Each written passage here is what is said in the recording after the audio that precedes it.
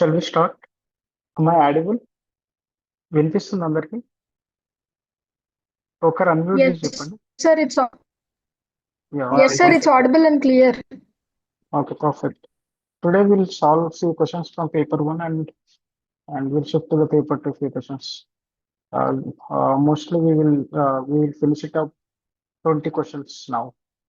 Paper one 10 and paper two 10 questions.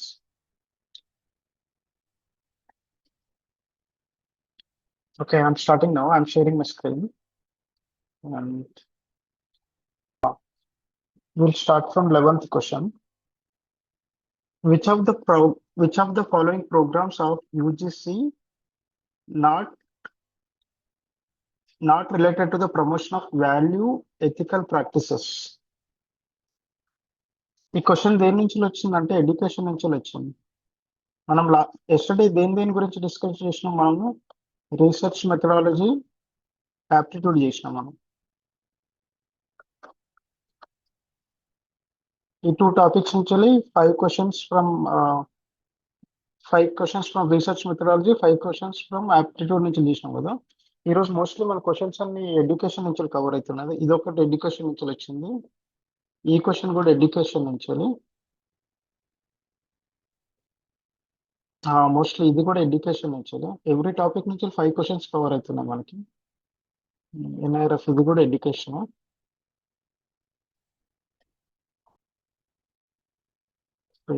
ఇది కూడా education. Actual వరుసగా ఉన్నాయి దీంట్లో. ఇది కమ్యూనికేషన్. 16th క్వశ్చన్ నుంచి కమ్యూనికేషన్.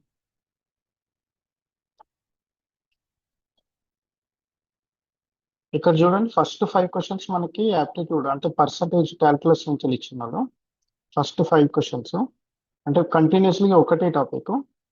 దాని తర్వాత 6th క్వశ్చన్ నుంచి చూడండి. 6th క్వశ్చన్ దేనికి సంబంధించింది? Research methodology. 7th question research methodology. 8th question కూడా రీసెర్చ్ మెథడాలజీ. 9th క్వశ్చన్ కూడా మనకి ఇది రీసెర్చ్ మెథడాలజీనే క్వశ్చన్. అంటే రెండు ఓవర్లాప్ అవుతున్నాయి. ఇక్కడ టెక్నాలజీ, రీసెర్చ్ మెథడాలజీ రెండు ఓవర్లాప్ అవుతున్నాయి, బట్ మోస్ట్లీ ఇది రీసెర్చ్ మెథడాలజీనే వాడుతుంది టెక్నాలజీ అని. నెక్స్ట్ క్వశ్చన్ ఇది కూడా రీసెర్చ్ మెథడాలజీ. ఇప్పటి నుంచి ఎడ్యుకేషన్ అంటే 2 టాపిక్స్ కవర్ ఉన్నాయి. మనం ఇప్పుడు ఎడ్యుకేషన్ స్టార్ట్ చేస్తున్నాం మనం. సో ఇక్కడ క్వశ్చన్ ఏం అడిగిందంటే, which of the following programmes of UGC is not related to the promotion of value and ethical practices. Value and ethical practices. ఇక్కడ ఆన్సర్ దీనికి ఏంటంటే నాట్ అడిగింది. దేనికి?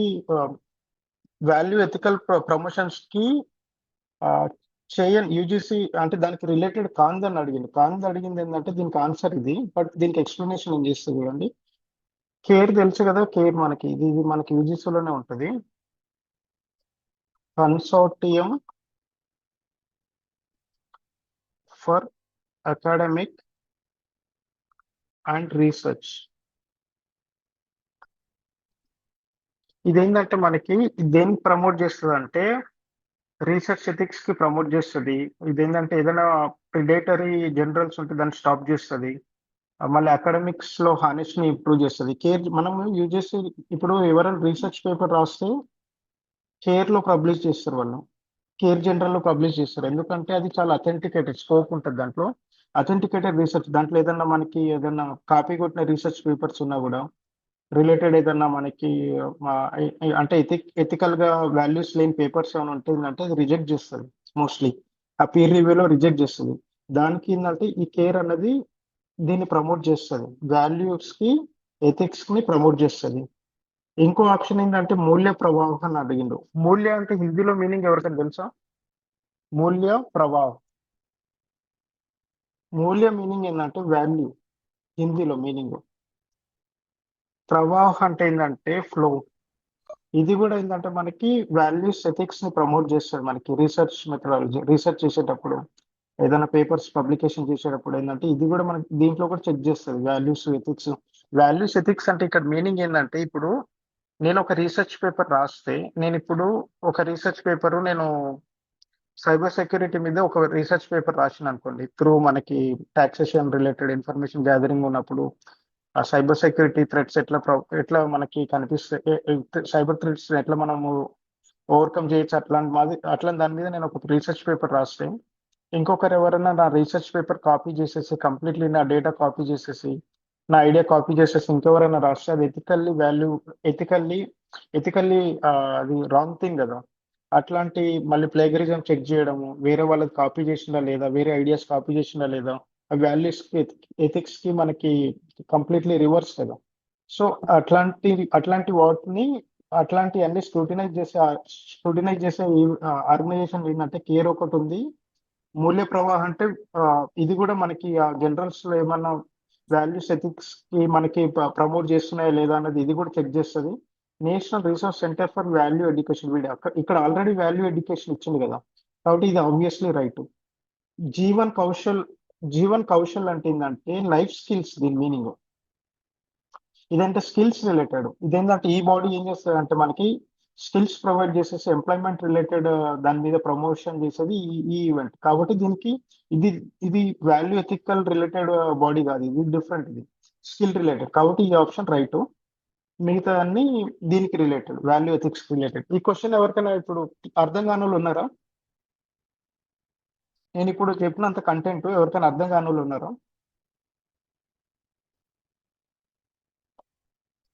ఒక్కసారి ఎస్ సార్ నువ్వు చెప్పండి, నేను ఇంకోసారి ఎక్స్ప్లెయిన్ చేస్తాను.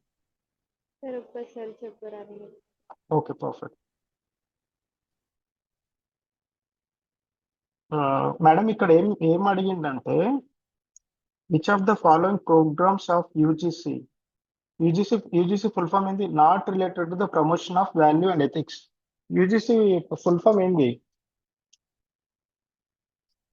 యూజీసీ ఫుల్ ఫామ్ ఏందండి? యూనివర్సిటీ గ్రాంట్స్ కమిషన్స్ కదా. యూనివర్సిటీ గ్రాంట్స్ కమిషన్ లో మనం ఏదైనా పేపర్స్ పబ్లికేషన్ చేసినా కూడా, రీసెర్చ్ పేపర్ రాసినా కూడా అది ఏం చెక్ చేస్తుంది అంటే పీర్ రివ్యూలో కానీ మనకి పేపర్ స్క్రూటినైజింగ్ లో వాల్యూస్ ఎథిక్స్ అన్నది మనకి స్క్రూటినైజ్ చేస్తుంది అది యూజీసీ జనరల్స్ కిందకి. దాంట్లో ఏంటంటే కేర్ లో ఆ వాల్యూస్ ఎథిక్స్ ని మనకు ప్రమోట్ చేస్తుంది కన్సార్టియం ఫర్ అకాడమిక్ రీసోర్సెస్. అంటే ఇదేం ప్రమోట్ చేస్తుంది అంటే రీసెర్చ్ ఎథిక్స్ ప్రమోట్ చేస్తుంది, ఏదైనా ప్రిడేటరీ జనరల్స్ ని స్టాప్ చేస్తుంది, అకాడమిక్స్ ని మనకేంటంటే ఇంప్రూవైజ్ చేస్తుంది కేర్. ఇది ఏంటంటే ఇది రెండింటిని ప్రమోట్ చేస్తుంది. ప్రిడేటరీ జనరల్ దాని మీనింగ్ ఏంటంటే ఇప్పుడు నేను రాసిన రీసెర్చ్ పేపర్లు మీరు కాపీ చేసేసి దీంట్లో యూజీసీ స్కోప్ లో కానీ కేర్ లో కానీ మీరు పబ్లికేషన్ చేస్తుందంటే వాళ్ళు దాన్ని క్యాన్సిల్ చేస్తారు. ఆ పీర్ రివ్యూలో వాళ్ళు ఏమైనా చెక్ చేస్తారు ఇంతకుముందు రాసిన వాళ్ళవి ఉన్నాయా లేదా.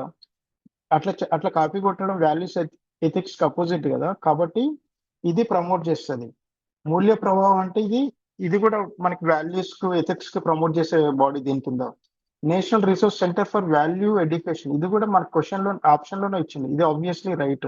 ఎన్ఆర్సివిఈ ఇక్కడ మనకి నాట్ రిలేటెడ్ అడిగిండు, అది కాకుండా దీనికి రిలేటెడ్ కాకుండా వేరేది ఏంది అడిగిండు. జీవన్ కౌశల్ ఏంటంటే ఇదేంటంటే లైఫ్ స్కిల్స్ బిల్డ్ చేసేసి ఉద్యోగాలు ఇప్పించడము, స్కిల్స్ ప్రమోట్ చేయడము, ఇండస్ట్రీస్ లో ఎంప్లాయ్మెంట్ క్రియేట్ చేయడం, దాని రిలేటెడ్ ఇది జీవన్ కౌశల్ అంటే. కౌశల్ అంటే స్కిల్స్ అన్నది హిందీ మీనింగ్, జీవన్ అంటే లైఫ్ స్కిల్స్. క్లియరా? Okay sir. Perfect. Can I take forward? ఇదేంటంటే మీకు ఇన్ కేస్ దీని మీద ఆన్సర్ మీకు దీని గురించి తెలియదు, ఇప్పుడు బెటర్ ఆఫ్ ఎట్లయితారంటే మీరు ఏంటంటే ఇప్పుడు క్వశ్చన్ లో ఏం అడిగింది, ఇదే మనకి యాప్టిట్యూడ్ అన్నట్టు handling, not related the value ethics కదా. దీంట్లో ఆల్రెడీ వాడు క్వశ్చన్స్ లోనే ఇచ్చిండు, కాబట్టి ఇది ఆబ్వియస్లీ రైట్ మనకి. అంటే ఐ మీన్ ఇది ఆప్షన్ కాదు ఇది. అంటే నెక్స్ట్ మూల్య అంటే ఏంది, ఇది కూడా వాల్యూనే కదా, ఇది కూడా కాదు ఇది ఆన్సర్. అంటే ఇది కూడా ఆన్సర్ అంటే నాట్ అడిగిండు కదా, ఇది కూడా కాదు. అంటే నెక్స్ట్ ఈ రెండిట్లో మీకు ఛాన్సెస్ ఉన్నాయి. ఎందుకంటే ఇప్పుడు కౌశల్ దాని మీనింగ్ ఏంది, స్కిల్స్ రిలేటెడ్. అంటే ఆబ్వియస్లీ ఇదే కదా రైట్ ఆన్సర్. ఇన్ కేస్ నీకు దీని గురించి ఏం ఇన్ఫర్మేషన్ లేకున్నా కూడా ఇట్లా వేస్ లో మీరు ఆన్సర్ చేయొచ్చు. ఇది మనకి రాని టైంలో ఇప్పుడు వదిలేసేటప్పుడు ఏదో గుడ్డిగా మూల్య ప్రవాహం ఏనో బీనో సీనో పెట్టే బదులు at least go through the question and దానికి రిలేటెడ్ ఏదైనా టర్మినాలజీ ఉందా లేదా, దాని రిలేటెడ్ ఏదైనా ఆప్షన్స్ ఉన్నాయా లేదా, అట్లా చెక్ చేసి ఆప్షన్ ఇస్తే ఏంటంటే మీకు ఇప్పుడు ఈ రెండు తీసేసిన అట్లీస్ట్ ఈ రెండులో మీరు ఆప్షన్ పెట్టినా 50% సక్సెస్ రేట్ ఉంటుంది కదా. మీరు ఇన్ కేస్ మీరు ఏదో ఒకటి పెడితే you will get only 25% success rate. అంటే ఇప్పుడు ఇది బెటర్ కదా మీరు దీంట్లో ప్రిఫర్ చేస్తే. ఇన్ కేస్ ఆ రెండిట్లో కూడా మీరు ఇంకా పర్ఫెక్ట్ పెడితే అది 100% రైట్ అవుతుందిలే, కానీ మీకు వరస్ట్ కేసులు చెప్తున్నా. ఇప్పుడు మనం ABCD, ఇప్పుడు మనకు తెలియనప్పుడు ఏదో ఇట్లా ABCD BCD అట్లా పెట్టుకోకపోతే ఏంటంటే మీరు అట్లీస్ట్ చదవకుండా అట్లా పెడితే ఏంటంటే మీకు కరెక్ట్ అయ్యే ఛాన్సెస్ వెరీ లెస్ ఉంటుంది. అట్లీస్ట్ దాని రిలేటెడ్ టర్మినాలజీ కానీ దాని రిలేటెడ్ ఇన్ఫర్మేషన్ కానీ మీకు ఎప్పుడైనా ప్రీవియస్లీ చదివినారా లేదా అట్లా చెక్ చేసి చేస్తుంది. అంటే అట్లీస్ట్ మీరు ఇప్పుడు 90 కరెక్ట్ చేస్తే నెక్స్ట్ 10 క్వశ్చన్స్ అట్లా రైట్ చేస్తే you are in the JRF zone. NET clear చేస్తారులే ఆబ్వియస్లీ, ఏదో ఒక రోజు అంటే క్లియర్ అవుతుందిలే, కానీ JRF కావాలంటే ఇట్లాంటి లాస్ట్ మినిట్ వరకు మనం ఫైట్ చేయాల్సి ఉంటుంది. ఓకే, నెక్స్ట్ క్వశ్చన్కి వెళ్తున్నా చూడండి. ఇది సింపుల్ క్వశ్చన్. ఇది ఇట్లాంటి క్వశ్చన్స్ ఏంటంటే మీకు ఇది పర్ఫెక్ట్లీ ఫ్యాక్ట్ బేస్డ్ క్వశ్చన్. ఇది కాన్సెప్ట్ బేస్డ్ క్వశ్చన్. ఇది అంటే అట్లీస్ట్ దీంట్లో ఏంటంటే మీరు అంటే కొంచెం గెస్ చేయొచ్చు.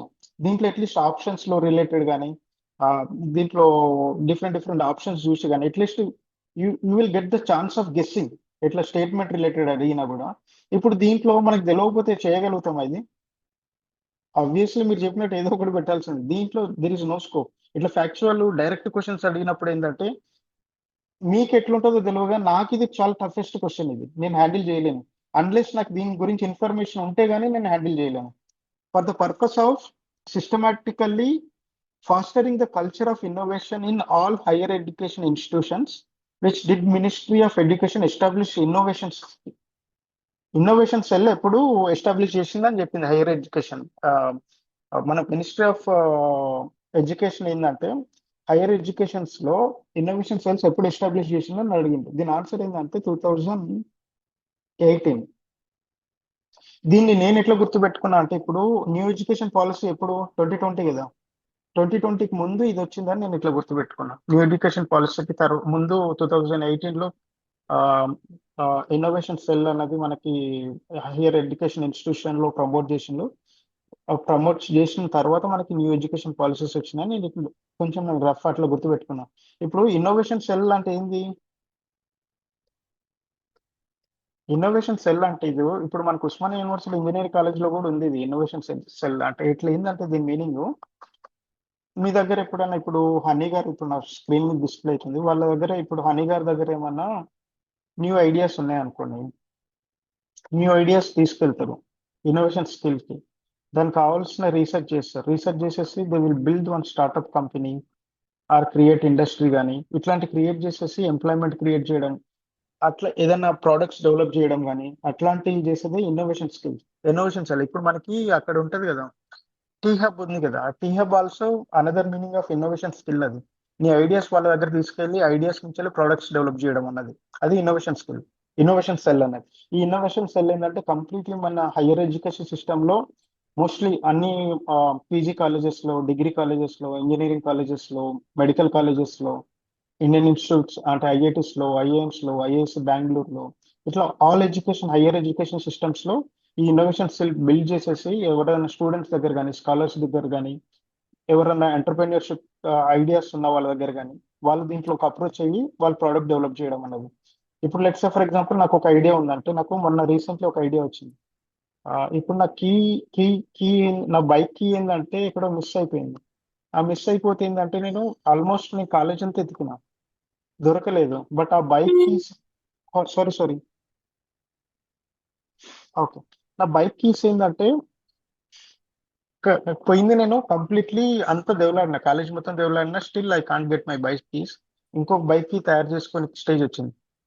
దీంట్లో ఇప్పుడు ఇట్లాంటి ఏదైనా కీ ఎలిమెంట్స్ ఉన్నా కానీ కీ గూడ్స్ ఉన్నా కానీ ఆ చిన్న చిన్న గూడ్స్ ఉంటే వాటికి మనం ఏదైనా GPS కానీ అట్లాంటిది ఏదైనా అటాచ్ చేస్తే we will get direct place of where it is actually placed. ఏదైనా మర్చిపోవడం కానీ అట్లాంటివి చేయడం కానీ దానికి అట్లాంటి GPS చిన్న అటాచ్ చేసిందంటే వీ విల్ గెట్ ద ఆ ప్రొడక్షన్ ఏంటంటే మనకు ర్యాపిడ్ గా బయట బిల్డ్ చేసుకోవాలి. ఇట్లాంటి ఐడియాస్ అట్లాంటి ఏమైనా ఉంటే will take to the innovation skills. They will display in their innovation cell. And వాళ్ళు ఏంటంటే ఇప్పుడు క్యాపిటల్ ఇన్వెస్టర్స్ కానీ మనకి దాన్ని ఏమంటారు ఏంజల్ ఇన్వెస్టర్స్ కానీ అట్లాంటి కొంతమంది హై నెట్వర్క్ ఇండివిజువల్స్ ఉంటారు. వాళ్ళ దగ్గర మనీ ఎక్కువ ఉంటుంది కదా, they will invest in their and they will stake in that and they will promote our business. అట్లా ఈ ఇన్నోవేషన్ స్కిల్స్ అనేది అంటే బ్రాడర్ లో ఇట్లా యూజ్ అవుతుంది అన్నట్టు. Can I take forward? ముందుకెళ్ళనా? Okay sir. Yes, sir. Okay, next question, 13th question. This is completely factual based. ఇది నాకు యాక్చువల్లీ నేను ఛాలెంజింగ్ ఫేస్ చేసే క్వశ్చన్స్ ఏంటంటే ఇట్లా క్రోనాలజీ అడిగినా కూడా, ఇయర్స్ అడిగినా కూడా నా brain actually it's application brain. అది ఏదన్నా క్వశ్చన్స్ కాన్సెప్చువల్ గా అండర్స్టాండ్ చేసుకోవడం కానీ, ఏదైనా క్వశ్చన్స్ ఏంటంటే లాజికల్ థింకింగ్స్ కానీ అట్లాంటివి ఉంటే నా బ్రెయిన్ యాక్సెప్ట్ చేస్తుంది. అంటే ఒక్కొక్కటి ఒక్కొక్క వే ఆఫ్ బ్రెయిన్స్ ఉంటాయి. కొంతమంది ఏంటంటే రిమెంబరింగ్ థింగ్స్ మీద ఎక్సలెంట్ పనిచేస్తుంది, కొంతమంది కాన్సెప్చువల్ బేస్ గా పనిచేస్తుంది. ఇట్లాంటి క్వశ్చన్స్ వస్తాయంటే for me it's difficult. Like we have to remember all the years and otherwise we can't do this question. But ఏదైనా చిన్న చిన్న మనకి క్లూస్ దొరుకుతాయి కూడా ఇట్లాంటి క్వశ్చన్స్ లో, వాటిని ట్రై చేయాలి. ఇప్పుడు క్వశ్చన్ ఏం అడిగిండు? Which of the following commission or committee in the field of education in chronological order. Chronological order అంటే తెలుసు కదా, చెప్పండి మేడం.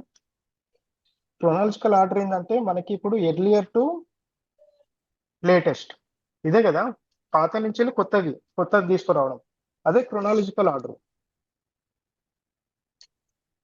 ఫాలో అవుతున్నారా? Okay sir. ఫాలో అవుతున్నారా? Yes, sir. Perfect. Yeah. Yes, sir. Perfect. ఇప్పుడు మనకి డిఫరెంట్ కమిటీస్. ఇప్పుడు నేను నరేష్, నాకు ఈ క్వశ్చన్ మీద నాకు క్రోనాలజీ తెలియదు, but can I do this? అట్లాంటి వేలో నేను ట్రై చేస్తాను. చూడండి, జ్ఞానం committee, Kothari commission, national knowledge commission, Mudaliar commission, Yashpal committee అని ఉంది. ఇప్పుడు కొతారి కమిషన్ అందరికీ తెలిసి ఉంటుంది కదా, ఈ ఒక్క ఆప్షన్ అయితే ఎడ్యుకేషన్ మీద వచ్చింది. ఎడ్యుకేషన్ కొతారి కమిషన్ తెలుసు కదా. తెలుసు సార్. ఏ ఇయర్ లో వచ్చింది కొతారి కమిషన్? 1964 to 66. 66. పర్ఫెక్ట్. మనకి ఇది కోడ్ చెప్పింది కదా, 10+2+3. ఇది స్కూలు, ఇది ఇంటర్మీడియట్, ఇది డిగ్రీ, వీళ్ళకి పాతది. ఇది 1964 అని అందరికి తెలుసు, బట్ విల్ ట్రై దట్. ఇంకేంది, నాలెడ్జ్ కమిషన్ కూడా, నేషనల్ నాలెడ్జ్ కమిషన్ కూడా మనకు తెలిసే ఛాన్స్ ఉంటుంది, ఎందుకంటే ఇది బట్ రీసెంటే కదా. ఇది నాలెడ్జ్ కమిషన్ ఏ ఇయర్ లో వచ్చింది చెప్పండి? 2005 లో వచ్చింది. Yashpal committee advise on renovation and rejuvenation of higher education. ఈ జ్ఞానం కమిటీ ఎప్పుడు వచ్చిందంటే, నేను తర్వాత దీనికి ఎక్స్ప్లెనేషన్ ఇస్తా, ఫస్ట్ ఇయర్స్ రాసేసి. ఈ జ్ఞానం కమిటీ ఎప్పుడు వచ్చిందంటే 1990s లో. నెక్స్ట్ మొడ్లియర్ కమిషన్, ఇది ఎప్పుడు వచ్చిందంటే 1952, 1953. యశ్పాల్ కమిటీ ఎప్పుడు వచ్చిందంటే 2009. ఇది నేను ఎందుకు ముందుకు వెళ్తా అంటే, వీడు ఇక్కడ ఇచ్చింది చూడు, Yashpal committee advised on renovation and reservation of higher education అంటే ఇది లేటెస్టే అయ్యి ఉంటది కదా.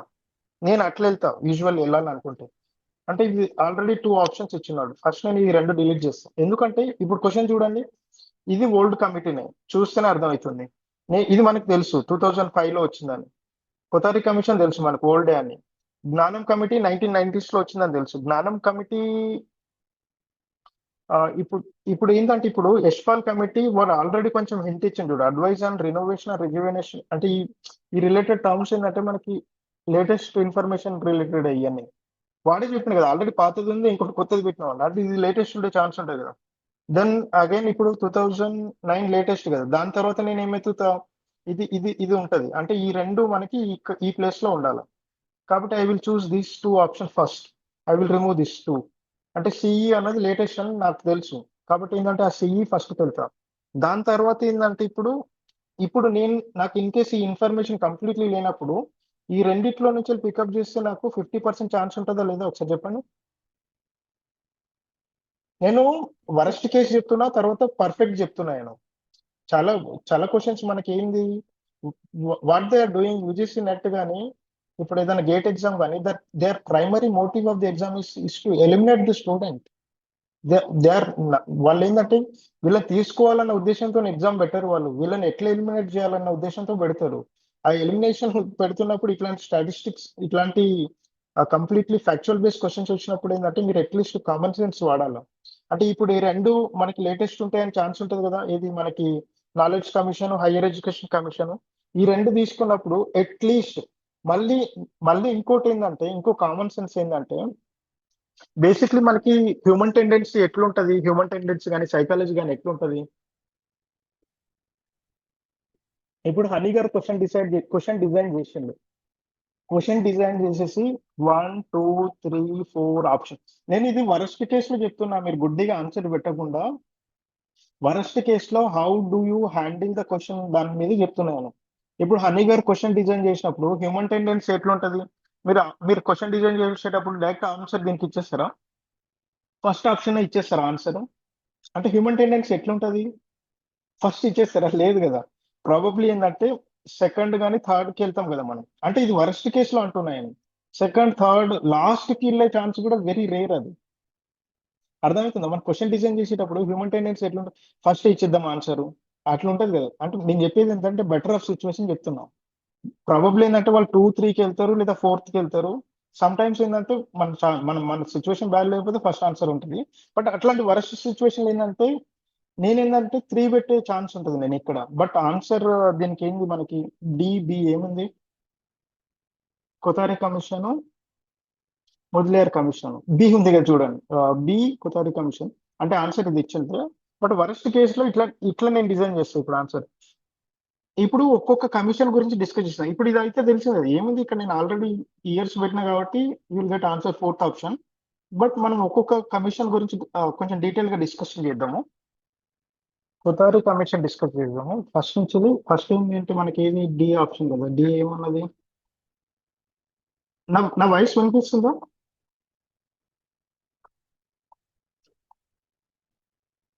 ఫాలో అవుతున్నారా? ఫాలో అవుతున్నా. ఓకే.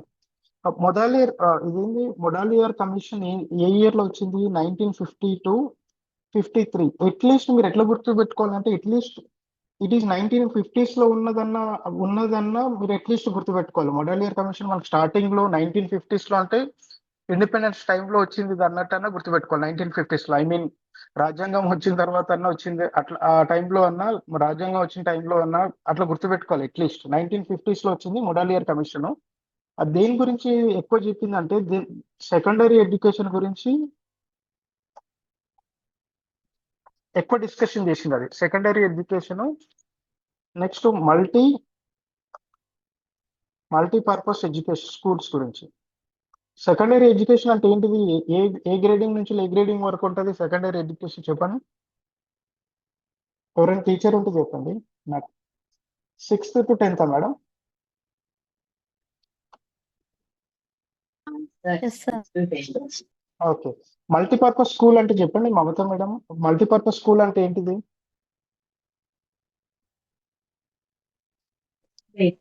ప్రైమరీ అన్ని స్కూల్స్ ఉంటాయి కావచ్చు మరి. Okay madam. మల్టీపర్పస్ స్కూల్ అంటే madam, let's say for example ఇప్పుడు కూడా ఎడ్యుకేషన్ కి సంబంధించి.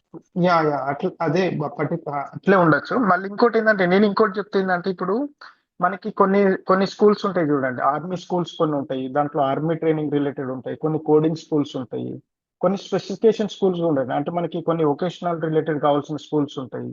అట్లా మనకి కొన్ని డిఫరెంట్ స్కూల్స్ లో కామన్ గా అన్ని చెప్తారు, ఇంకో స్కిల్ కూడా డెవలప్ చేసే స్కూల్స్ కూడా ఉంటాయి. అట్లా మల్టీపర్పస్ స్కూల్స్ ఉండాలి. ఇప్పుడు లెట్స్ సే ఫర్ ఎగ్జాంపుల్ మీరు ఎవరైనా మ్యాథమెటిక్స్కి వెళ్ళాలంటే దానికి రిలేటెడ్ ఒలింపియాడ్స్ అట్లాంటివి పెట్టే స్కూల్స్ కానీ, లేకపోతే మీరు ఏమైనా డాక్టర్స్కి వెళ్ళాలంటే బైపీసీ రిలేటెడ్ ఇంటెక్, అంటే దాని రిలేటెడ్ ఎక్కువ ఫోకస్ చేసే స్కూల్స్ కానీ, అట్లా ఏదైనా స్కిల్ బేస్డ్ రిలేటెడ్ స్కూల్స్ కానీ, అట్లాంటివి ఏంటంటే మల్టీపర్పస్ స్కూల్స్ మీద వాళ్ళు ఫోకస్ చేసిన మొడిఆర్ కమిషన్. సెకండరీ ఎడ్యుకేషన్ మీద వాళ్ళు ఫోకస్ చేసింది మోస్ట్లీ. ఇది 1950s లో వచ్చింది. ఓకేనా? Next will shift to the Kothari commission.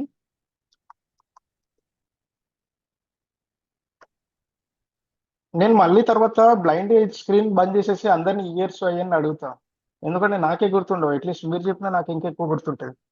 Kothari commission 1964 అనుకోండి, 62 to 64 అనుకోండి.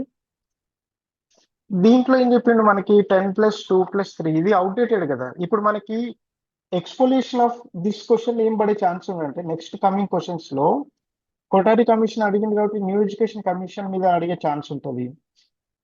మేబీ ఈ ఆప్షన్స్ లో న్యూ ఎడ్యుకేషన్ కూడా పెట్టేసేసి దాంట్లో కూడా క్రొనాలజీ పెట్టే ఆప్షన్ ఉంటుంది. అట్లా మన జ్ఞానం కమిటీ మీద అడిగే క్వశ్చన్ ఉంటుంది. లేకపోతే what is difference between commission and committee అని అడిగే ఛాన్స్ ఉంటుంది. అట్లా మల్టీపర్పస్ క్వశ్చన్స్ అడిగే ఛాన్స్ ఉంటుంది. All from this question exfoliation, అంటే దీని నుంచి వెళ్ళి మళ్ళీ న్యూ క్వశ్చన్స్ బిల్డ్ చేయొచ్చు మనం. సో నెక్స్ట్ ఏంటి, కొతారి కమిషన్. ఇది పర్ఫెక్ట్లీ తెలుసు కదా, కొతారి ఫేమస్ ఎడ్యుకేషనిస్ట్. ఎడ్యుకేషన్ ఇప్పుడు వీళ్ళ మేజర్ ఏంది, ఎడ్యుకేషన్ నేషనల్ డెవలప్మెంట్ రిలేటెడ్ వీళ్ళు కొతారి కమిషన్ చెప్పింది. ఇప్పుడు న్యూ ఎడ్యుకేషన్ పాలసీ గురించి చెప్పండి ఎవరన్నా. ఇది ఎప్పుడు వచ్చిందంటే 29th July 2020. యాక్చువల్ నేను కూడా స్టార్ట్స్ ఎందుకు అంటే డంప్ చేస్తున్నా అంటే నేను గుర్తుంచుకోనికి నాకు వెరీ టఫ్ జాబ్ ఇది, స్టార్ట్స్ ఏదైనా గుర్తుపెట్టుకోవడం. 29th July 2020లో ఇది ఎస్టాబ్లిష్ చేసింది new education policy.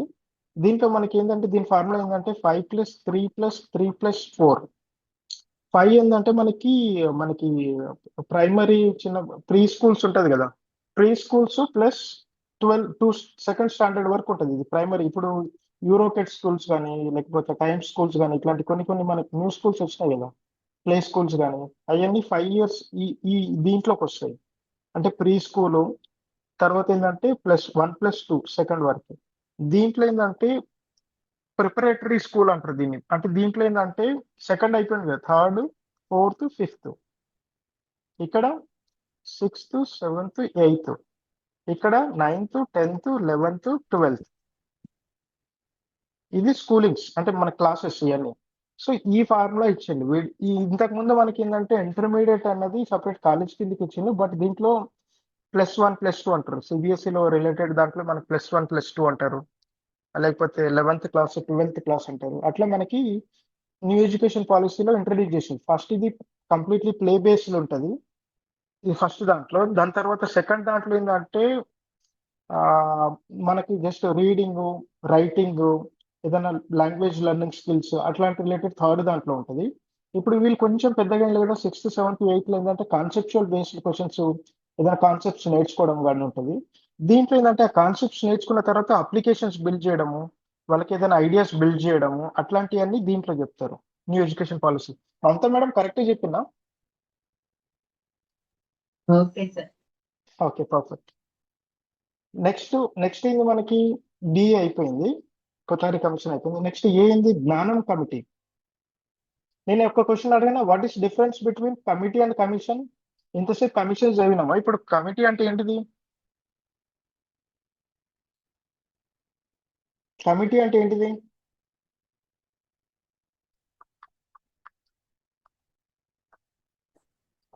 Committee and just చెప్పండి. ఒక పర్టికులర్ పీరియడ్ వరకు ఒక దాని గురించి ఇన్ఫర్మేషన్ కోసం వేస్తారు సార్. కమిషన్ అంటే కమిటీ అవును, కొంచెం లాంగ్ జర్నీ ఉంటుంది, దాని మీద ఇన్వెస్టిగేషన్స్ ఉంటాయి మళ్ళీ దాంట్లో. అవును, ఇది బ్రాడర్ బేస్ ఉంటుంది, అది కొంచెం నేరో బేస్ ఉంటుంది. ఇప్పుడు ఏదైనా కమిటీ ఏంటంటే అది కమిటీ ఎస్టాబ్లిష్ చేసినాక దాని పర్స్పెక్టివ్స్ అన్ని రిపోర్ట్స్ ఇచ్చినాక మోస్ట్లీ ఆ కమిటీ అన్నది మనకు అంటే అది తీసేసే ఛాన్స్ ఉంటుంది కదా. ఇప్పుడు మనకి ఏదైనా ఇన్వెస్టిగేషన్ చేయాలన్నా ఒక కమిటీ పెడతారు, ఆ కమిటీ ఇన్వెస్టిగేట్ చేస్తుంది, చేసినాక రిజల్ట్స్ ఇస్తుంది, దానిలో మనం రీఫార్మ్ చేయాలనేది గవర్నమెంట్ తీసుకుంటుంది. But commission is different. Commission ఏంటంటే ఇప్పుడు కొన్ని కమిషన్ చెప్పండి నాకు, మీకు తెలిసిన కమిషన్. మీకు తెలిసిన కమిషన్ ఉమెన్ కమిషన్స్ ఉన్నాయి కదా, women commission, ST commission, SC commission. ఇది కమిషన్ కంప్లీట్లీ డిఫరెంట్. ఆ కమిషన్ అనేది మనకి ఏంటంటే బ్రాడర్ బేస్ లో ఉంటుంది. ఓకే, జ్ఞానం కమిటీ విల్ డిస్కస్ అబౌట్. జ్ఞానం కమిటీ ఏంటంటే ఇది 1990s లో వచ్చింది, గుర్తుపెట్టుకోండి. 1990s లో అంటే ఇది 1991 రీఫార్మ్ ఉంది కదా, దానికంటే ముందు వచ్చింది జ్ఞానం కమిటీ అని నేను గుర్తుపెట్టుకున్నా. మీరు ఎట్లా గుర్తుపెట్టుకుంటారు మీకు ఐస్ అది. ఇది completely deals with autonomy and quality improvement in higher education institution. Higher education institution అంటే ఏంటిది చెప్పండి, ప్రవళిక గారు చెప్పండి. హైయర్ ఎడ్యుకేషన్ అంటే ఏంటంటాం మనం?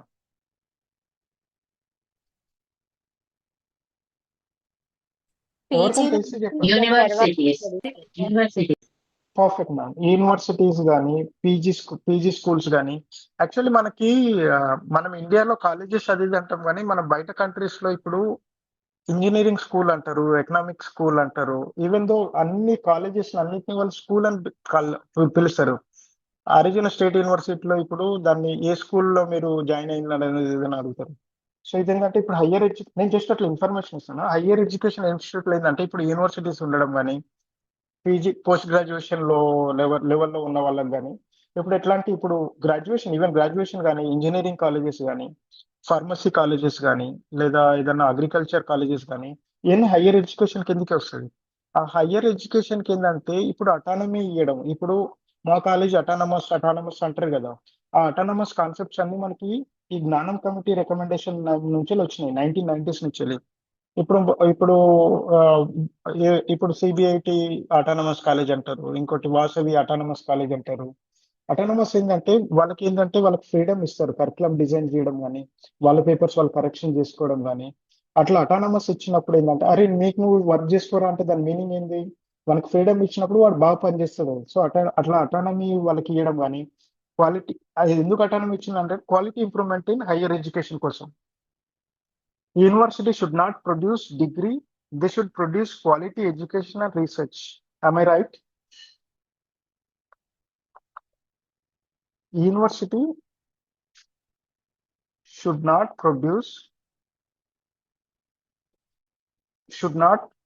just produce degrees, they should produce quality education and research. ఇది మనకు మోటివ్. జస్ట్ డిగ్రీ ఇచ్చేస్తే మనకి ఏమొస్తుంది, అది కాగితంతో సమానమే కదా. ఆ కాగితానికి మీకు ఏదన్నా వాల్యూ ఇవ్వాలంటే దాని రిలేటెడ్ స్కిల్స్ కానీ దాని రిలేటెడ్ కానీ నాలెడ్జ్ కానీ కాన్సెప్ట్స్ కానీ ఉంటే ఆ డిగ్రీకి వాల్యూ ఉంటుంది. సో జ్ఞానం కమిషన్ ఇప్పుడు చెప్పండి ఏ ఇయర్ లో వచ్చింది, మీరు చెప్తే అందరికి గుర్తుంటుంది. ఏ ఇయర్ లో వచ్చింది జ్ఞానం కమిటీ? 1990s లో వచ్చింది. 1990. పర్ఫెక్ట్. అట్లా చెప్తే ఏంటంటే గుర్తుంటుంది మనకి. దేన్ని ప్రమోట్ చేసింది? అటానమీని ప్రమోట్ చేసింది. అటానమీ ఎందుకు ప్రమోట్ చేస్తారు? Quality improvement in higher education కోసం. మోస్ట్లీ ఇప్పుడు యూనివర్సిటీస్ కానీ ఇప్పుడు కొన్ని డీమ్డ్ యూనివర్సిటీకి వాళ్ళకి లైసెన్స్ ఇస్తున్నారు, కొన్ని యూనివర్సిటీస్ కి ప్రైవేట్ యూనివర్సిటీస్ లైసెన్స్ ఇస్తున్నారు. ఇట్లా చేయడం, అటానమీ చేయడం వల్ల అది హైయర్ ఎడ్యుకేషన్ లో క్వాలిటీ ఇంప్రూవ్మెంట్ అవుతుందని అంటున్నారు. కానీ సమ్హౌ కొన్నిసార్లు మన పబ్లిక్ యూనివర్సిటీస్ కి స్కోప్ పడిపోయే ఛాన్స్ కూడా ఉంటుంది వాళ్ళకి ఎక్కువ అటానమీ ఇవ్వడం వల్ల. అది మళ్ళీ controversy. I'm not going to that detail. Okay, okay, next ఏంది మనకి? జ్ఞానం కమిటీ డిస్కస్ చేసుకున్నాం కదా, ఏ అయిపోయింది. Next C, national knowledge commission. National knowledge commission ఏది 2005 లో వచ్చింది, అంతేనా కాదా చెప్పండి. నేషనల్ నాలెడ్జ్ కమిషన్ ఉందంటే చైర్మన్ ఎవరు? ఇట్లాంటివి అడుగుతారు వాళ్ళు. నాకు భయం వచ్చింది ఇట్లాంటి క్వశ్చన్ చూస్తేనే. చైర్మన్ కానీ ఇట్లాంటివి అడుగుతారు. Perfect ma'am. Shyam Pitroda. Perfect. నాకు ఇట్లాంటి ఏదైనా స్టార్టింగ్ అడిగితే ఏంటంటే నాకు బేసిక్లీ భయం అవుతుంది. బట్ ట్రై చేస్తాను నేను ఆన్సర్ చేయడానికి. శ్యామ్ పిట్రోడా. దీనికి ఏంటంటే నేషనల్ నాలెడ్జ్ కమిషన్ ఏంటంటే మనకి ఎడ్యుకేషన్ రీఫార్మ్ చేయడం కానీ ఇన్నోవేషన్స్ బిల్డ్ చేయడం కానీ, అది కూడా సేమ్ నేషనల్ నాలెడ్జ్ కమిషన్ అంతే కదా.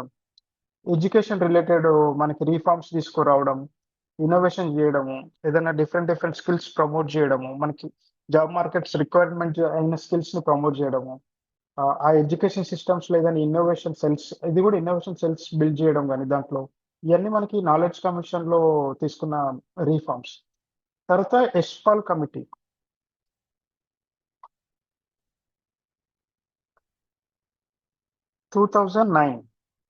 Renovation and rejuvenation of higher educations. ఇది ఆల్రెడీ దీంట్లో క్వశ్చన్ లోనే అర్థమవుతుంది కదా, హైయర్ ఎడ్యుకేషన్ లో రినోవేషన్ చేయడం కానీ అట్లాంటివి చేయడం. దీన్ని ఒకటి మనకు ఆర్డర్ చేస్తే ఇట్లా వస్తుంది completely. I will take 1 minute. I will come back. Just one of my friend is calling. I will come in 1 minute. 13th question తర్వాత 14th క్వశ్చన్ షిఫ్ట్ అయ్యాం మనం. ఇది యాక్చువల్లీ 2000 మనకి జూన్ పేపర్ కదా, ఇది చాలా డ్రాస్టిక్ కట్ ఆఫ్స్ తక్కువ వచ్చింది. ఈ పేపర్ కొంచెం టఫ్ క్వశ్చన్స్ ఉంటాయి మనకి ఎకనామిక్స్ లో కూడా.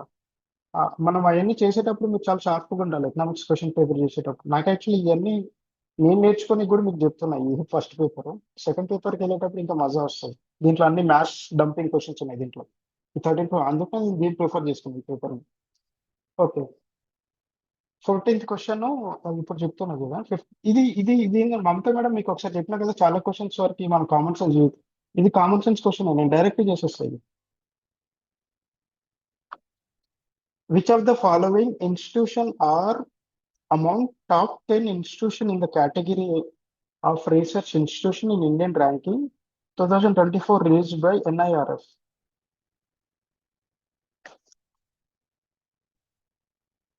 దీంట్లో చెప్పండి ఆన్సర్ ఏది ఉండొచ్చు,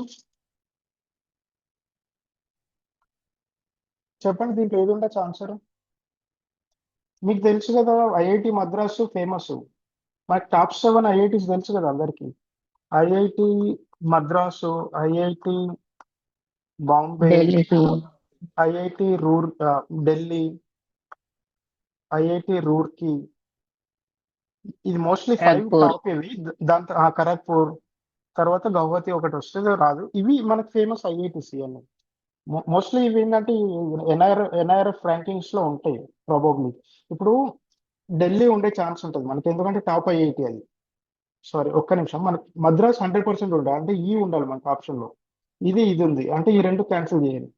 Indian institute of technology Indore, ఇది వెరీ రీసెంట్, ఇది ఉండదు. కాన్పూర్ ఉంటుంది, ఖచ్చితంగా ఉంటుంది, అది సి ఉంటుంది.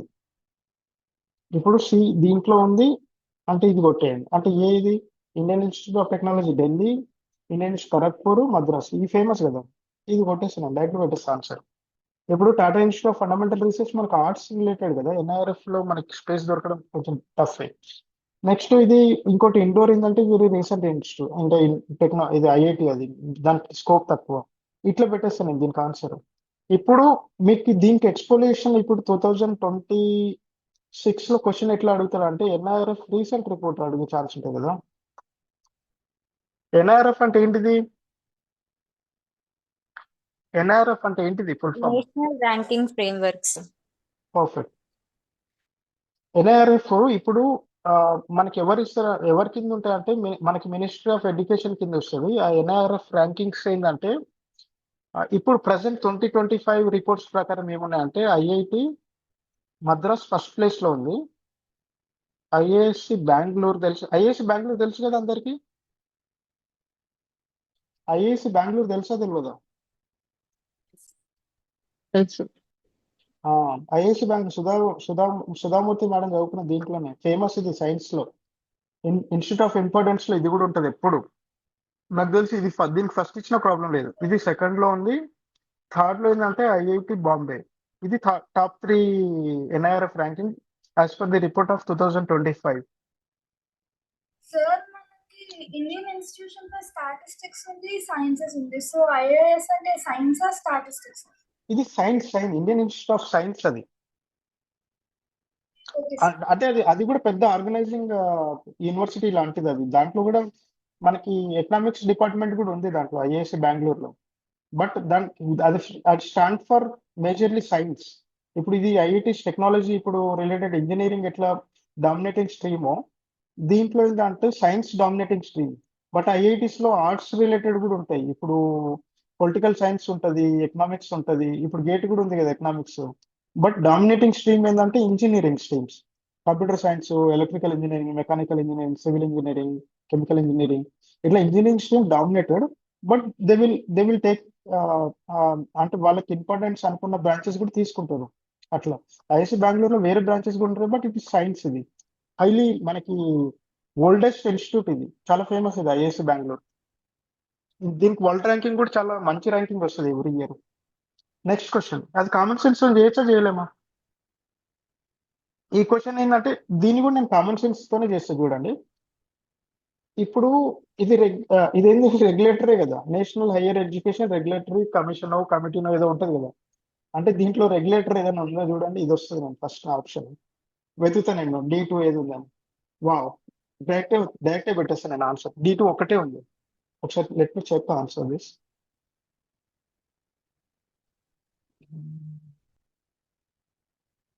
ఎన్నో క్వశ్చన్ అది, 358, ఫోర్త్. ఇట్లా నేను నాకు రాకపోతే ఏంటంటే, నేను ఇప్పుడు నాకు తెలుసు మనకి ఎవ్రీ కాలేజ్కి వస్తుంది, అది అక్రిడేషన్ ఇస్తుంది కదా ఇన్స్టిట్యూషన్, ఇది ఫోర్త్కి వస్తుంది. C4 ఏదో అట్లీస్ట్ మీకు అది లాస్ట్ మీకు స్ట్రైక్ కాకుండా ఈ రెండు కొట్టేస్తారు కదా, ఈ రెండు మిగిలినాయి. వరస్ట్ కేసులో మీరు రెండిట్లోనే పెట్టాలి ఆన్సర్, అయితేనే మీకు బెటర్ ఆఫ్ అయ్యే ఛాన్స్ ఉంటుంది. ఇప్పుడు ఇంకోటి చూడండి, జనరల్ ఎడ్యుకేషన్ కౌన్సిల్ కాకుండా ఇది చూడు, higher education grant commission. Grant commission అంటే ఏంది, మనకి గ్రాంట్స్ ఇవ్వడం అంటే ఏంది, పైసలు ఇవ్వడమే కదా, ఫైనాన్స్ చేయడం. దీంట్లో చూడండి, funding and financing of higher education. Higher education grant commission లో గ్రాంటింగ్ అంటే ఏంది, పైసలు ఇవ్వడమే కదా, ఫైనాన్స్ చేయడమే కదా. కాబట్టి ఖచ్చితంగా 3 ఉండాలి. అంటే ఈ రెండింటికి మళ్ళీ 3 ఉంది. ఇప్పుడు ఆల్రెడీ మనకి ఈ రెండింటికి ఆన్సర్స్ వచ్చేసినాయి. తర్వాత మనకి ఏం కావాల్సింది, బి కావాలి కదా. బిలో ఏంటంటే ఇప్పుడు ఇది ఆబ్వియస్లీ దీనికి వెళ్తుంది, లాస్ట్ మిగిలింది ఫ్రేమ్ గ్రాడ్యుయేట్. అర్థమవుతుందా నేను ఏం చెప్తున్నాను? Yes sir. ఓకే, సో ఇట్లా మనకి ఒక్కొక్కటి రాసుకోండి. HECA అంటే ఏంటంటే higher education grant council. GEC అంటే ఏంటంటే జనరల్ ఎడ్యుకేషన్ కౌన్సిల్. NAC అంటే ఏంటంటే national accreditation council. National higher education regulatory council, I guess last one. ఈ క్వశ్చన్ మనం కామన్ సెన్స్ తో చేయలేమా? ఇన్ కేస్ నేను చదువుకోకుండా రాకుండా ఇది నేను ట్రై చేస్తాను రైట్ పెట్టనికి, మీరు కూడా అట్లే పెడితేందంటే మీకు కరెక్ట్ అయ్యే ఛాన్స్ ఎక్కువ ఉంటుంది.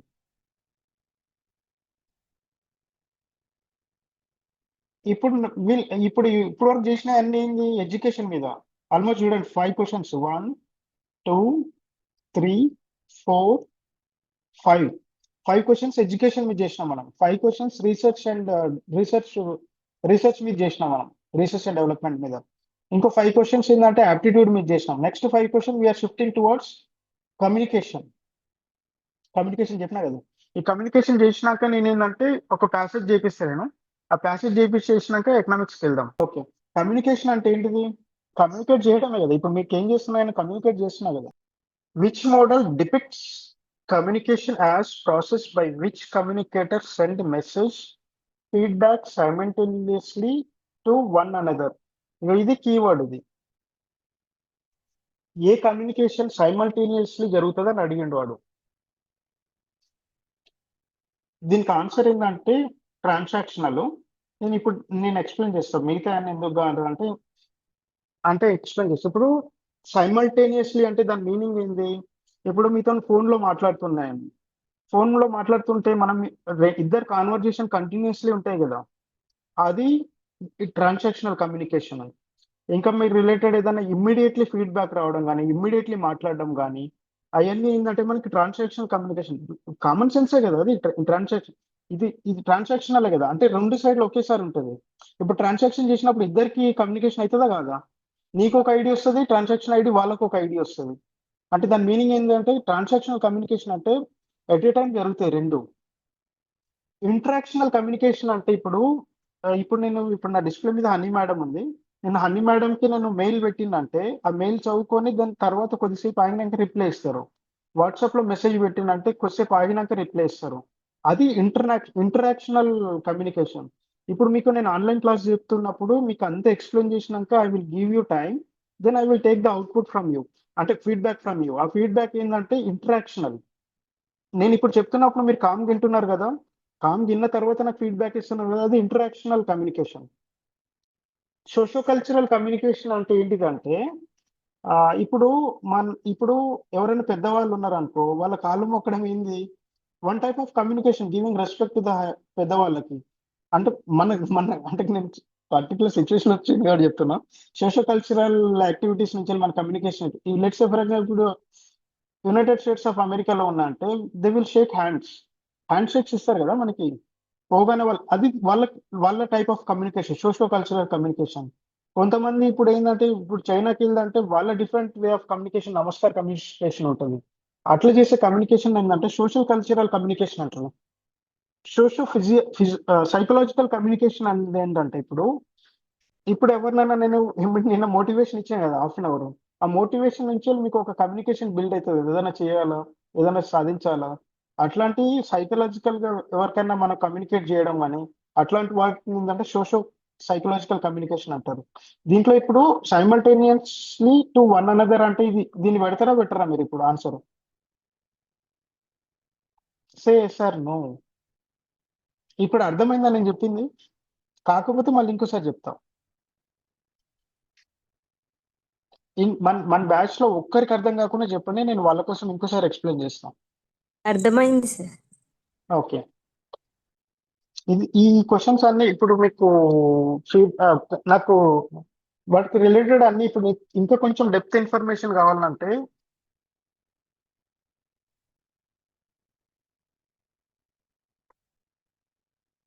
లీనియర్ కమ్యూనికేషన్, దీన్ని ఏంటంటే వన్ వే ఆఫ్ కమ్యూనికేషన్ అంటారు.